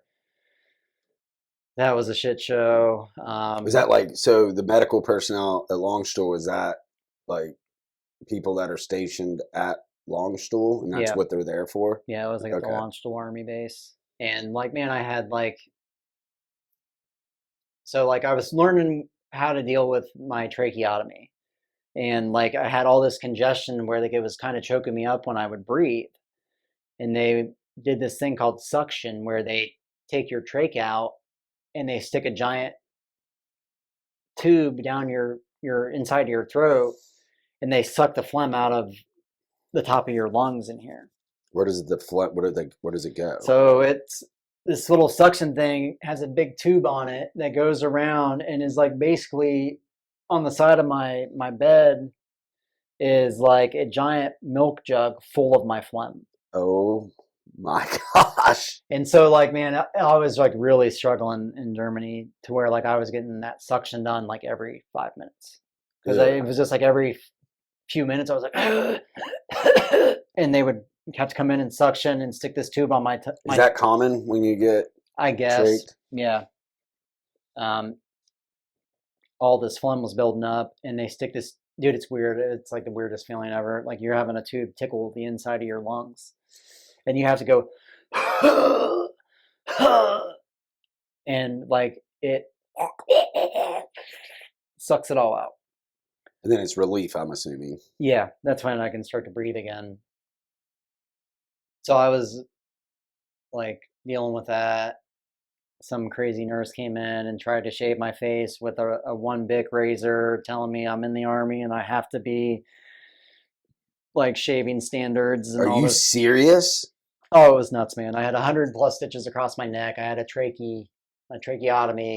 And this lady's like, we gotta shave your face. You're in the army. You can't go without shaving. Like you're already too far along. We don't want you getting in trouble. And I was like, what is wrong with you? And she's like holding my face and going, and finally I'm like, no. And I'm like pointing her out of my room, threw her out of my room. She's like, I'm just trying to help you. I don't want you to get in trouble for not shaving. And I'm like, Army chick? Yep.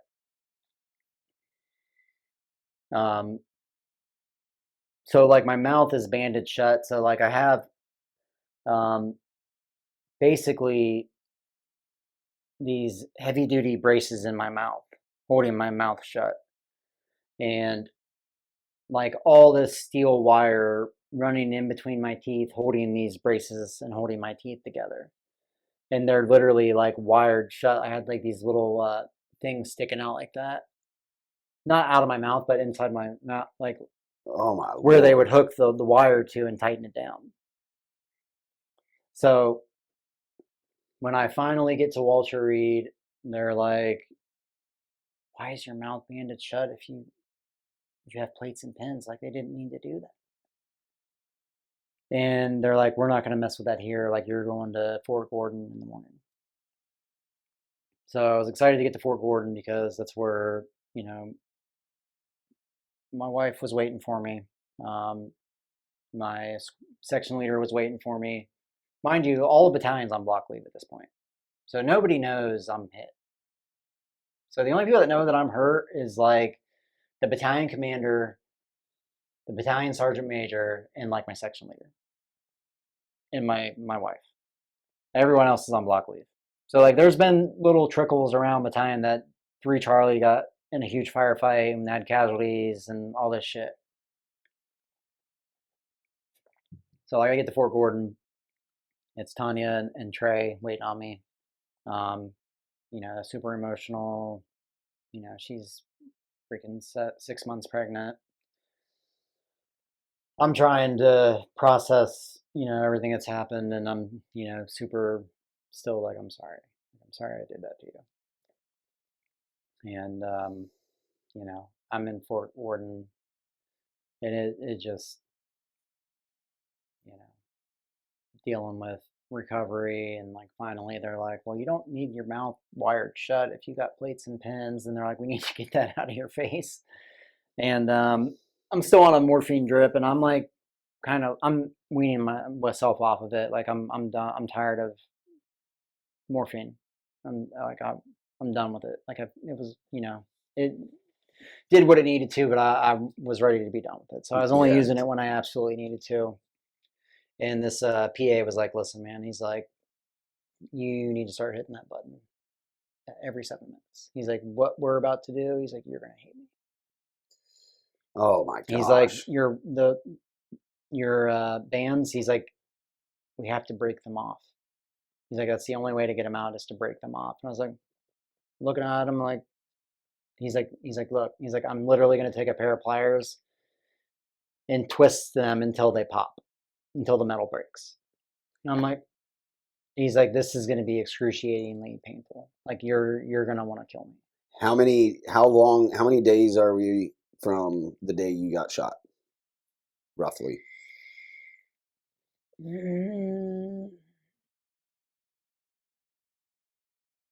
Probably 8 days. Okay. And man, he wasn't lying, because that hurt so bad. Like I'm hitting morphine, and like he gave me like a 2-hour heads up. So I'm hitting the button every 7 minutes to give me like a shot of morphine. So they wheel me down to the dental clinic, and he's like, all right, dude. He's like, and he literally has a pair of dental pliers. And I'm like, he's like, okay. He's like, the best way to do this, he's like, you're going to want to just kind of lean your head over. He's like, and I'm just going to have to grab him and start twisting. And mind you, like I have metal wire run through my teeth like floss. And he just grabs onto the end of this thing and starts twisting it. I'm like, argh! And he's twisting it, and the metal wire is just grinding against my gums. And I'm just like freaking out. And he's like, this is the only way to get him off, man. So he's twisting them, and one pops. Pop! He's like, I got one. He's like, we got 2 left. And like, I'm literally sitting there with my mouth open and blood just dripping out of my face, out of my mouth. Is it blood from the wire going into your gums? Yeah. Oh, it's destroying my gums, man. Imagine taking a piece of like steel wire Like kingfish wire. Yeah, and rubbing it in between your teeth and through you're flossing with it. But slowly, with a ton of tension. Yep. And he starts doing the second one, and it's just pulling. So the one was back here, this one was up here, and this one was over here. Maybe there was 4. It's like 1, 2, 3, 4. And I'm just sitting there like tears running down my face and blood just pouring out of my mouth. Was that the most painful part of the whole ordeal? Yeah, it was, man. It was just disgustingly painful. Well, I mean, everything in your face is sensitive. It's all traumatized. You're only 8 days out. So, I mean, everything I'm sure is still swollen. Hmm. Oh, I can't imagine that. It was brutal. It was awful. Um, we finally get it all out, man. And that was nice, though, to be able to just like finally open my mouth all the way. Because, like, I was being in shot like this, like literally like this, all the way down. I couldn't clench down like that. Well, I couldn't do anything. They're like, that's why the one PA was trying to get me to take that feeding tube, but I couldn't open my mouth to swallow. So I was trying to swallow with my mouth clenched shut. Not an easy task. Not, no, not. It just, I couldn't do it. And so I hadn't eaten in 10 days. So they finally popped that thing off, and I was like, give me all the food you got. So you could eat solid food? They gave me pureed food. It was gross. Like they gave me, it was, I remember them giving me like a dinner, and the food was pureed in molds that looked like food. So it was like a piece of turkey that was pureed into a turkey mold that looked like a piece of turkey, and I went to like cut it, and it was just like mush. I was like, the heck is that? Like my green beans were pureed mold of a green bean. Oh gosh, It was that awful, sounds dude. terrible. It was awful. How long did you have to eat soft food? They wanted me to do that for a couple weeks, but I remember like having regular, like I did the pureed thing for like 3 days, and like drinking muscle milks and other protein shakes. And dude, I went from 195. I think the lightest I weighed on that hospital bed was like 145. Holy I didn't cow. eat anything for 10 days. With your body already stressed the hell out. Yeah. I didn't eat for 10 days. I didn't shit for 10 days. Oh god, that's not healthy. So I was like freaking out because I was on all this morphine and Dilaudid and like Percocets, and like I'm like, dude, I haven't shit in 10 days. Yeah, am I ever this is gonna gonna poop kill again? me. And like, am I gonna like, I don't know, man, just like It- stupid shit like that going through my head. And like I eventually started eating real food, and it was nuts because they were like, you know, like you could go home if you want. And I still had my trach wide open. Like they finally, oh yeah, so I had a laryngeal fracture, and they were telling, you know, What is that? so inside your throat, your voice box, I fractured my voice box basically. Oh wow. Yeah. I fractured my larynx. That's what it is. Laryngeal fracture, my larynx, which is in your voice box. So they were telling like my mom, my dad, and Tanya, they're like, we don't know what his voice is going to sound like if he can even talk ever again. They're like, he could have a normal voice, or he could have a high pitched voice and talk like that the rest of his life. Like, we honestly don't know. And like, they're telling me that, they're telling that, and I'm like, what the fuck? It was wild, man. They're like, it healed up, and so like basically, when you have a tracheotomy, they have this little purple cap that you can put on, and you can twist on to try to talk with. And I remember putting that thing on and making a few sounds and be like, hey, hey. And like my voice sounded normal. And they were like, oh, Eric, Eric. And then I was like, and it like kind of choked me up because like it was like I was still trying to figure out how to breathe again because I was still breathing. That was where I breathe. Like in the trach, yeah. yeah, it's like dude, it was weird. Like, because you go to talk and all of a sudden, like you don't know, nothing comes out of your mouth. All the your air is coming out of this hole, and it's Wow. I've never even thought about that. yeah, it's like an arrows. So they give you this little cap and you twist it on, and it kind of stops up the but it would like choke me out. How long was that on? I used it one time and I was like, that ain't gonna, we'll just wait. Like, I don't need to talk like right away. So it was like, this was like day 12 or 13, day 11 or 12. And like, you know, I finally had some visitors come through besides my parents and my wife. And it was, you know, my alpha team leader from when I was in third platoon, Ben, and my other good buddy Dave, and their two wives, and you know, they come in the hospital room and they're all like giving me hugs and you know telling me they love me and they're you know been praying for me and all that, and Ben's like, "Eric, he's like, I got something for you, buddy." I was like looking at him, I was like, you know, you didn't. His wife Ashley, he like reaches into her purse. She had like one of those like bigger purses, and he pulls out a 40 and pulls out another 40. He had a backpack. That's what it was. He had a backpack on. So you ready for a beer, dude? And I was like, oh my god. So like he pulls out two 40s, a Bud Light, and we're fucking popping them. I only had like one or two sips out of it, but it was funny. That's awesome, dude. I wouldn't want to be drinking a 40 on all these pain meds It after was like, 4 dude, months of it was not like- drinking. It was like one sip. It was like I took a sip and another sip, and I was like, it just didn't taste good. And like you said, Oh, yeah. I could only imagine a nurse walk in and see me drinking a 40. They'd be like, what the But yeah. And they popped the bands out. And we're basically like, look, if you can stay here, you know, as long as you want.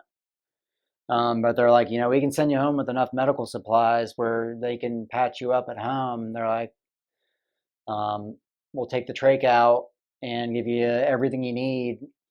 And they kind of explained to her what I needed to do to clean it. They gave her like, dude, Titania? yeah, they gave her like just bags and bags and bags of medical supplies. And she went to you know pharmacy school. She's you know she knew what she was doing. Yeah, smart lady. Yeah. And so they sent us home the day before Thanksgiving. So it was me, her, and my mom and dad. And my mom and dad drove separate. We drove in her little Jetta from Fort Gordon back home. And we get back to the house mid-afternoon. And her and my mom went to Food Lion and like literally right before they closed, and they bought a turkey, they bought stuffing and mashed potato or you know potatoes, and they threw together a little Thanksgiving dinner for us. Is that the best meal you've ever had? Yeah, I mean it was literally the first like solid meal I ate. They were like, well, you can eat soft foods, just don't eat like you know I don't even remember. No ribeye. No ribeye. No ribeye. So like I was eating mashed potatoes and like I would tear apart little tiny pieces of chicken and nibble it. So yeah, dude, they sent me home with a hole in my throat, and that lasted for like 2 weeks. That took forever to close. You just have to wait for it to heal up and close up. Yep. I remember I flew to Ohio to see my family with it still open. So I had to take bandages and stuff, and like my brother would patch me up at night with the steri strips and stuff. Holy cow. I bet you were getting some looks on the airplane. Yeah.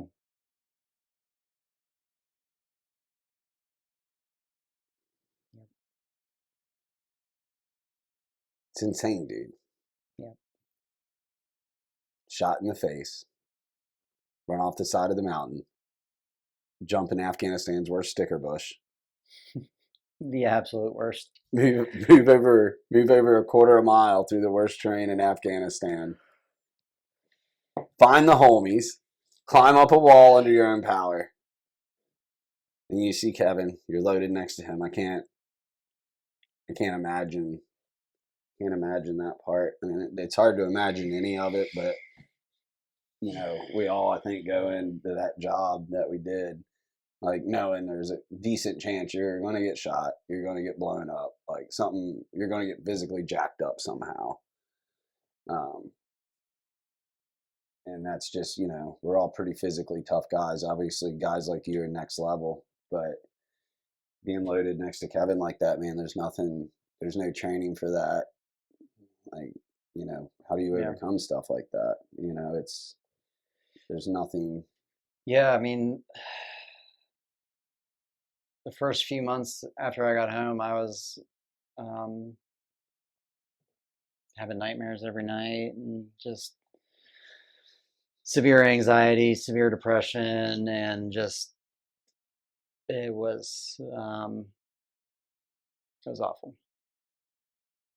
Well, I'm hoping one of these days we get into the after story, man. Yeah, absolutely, man. We'll definitely get into it Because it's incredible, man. And Yeah. I don't think that I tell you all the time how awesome you are, because you are. But for anybody listening to this, what you just heard is absolutely amazing, incredible, humbling, terrifying, all the emotions. And there's a lot more. hmm There's a lot more. I mean, that was a strange, really odd way. It was almost you almost dying and going through one of the worst things in your life, or the worst thing in your life. It's almost like the beginning of a rebirth, hmm right? It's a beautiful thing, man. A terrible, ugly situation, but what Yeah. you have turned it into, and what I'm very confident you're going to be doing in the future,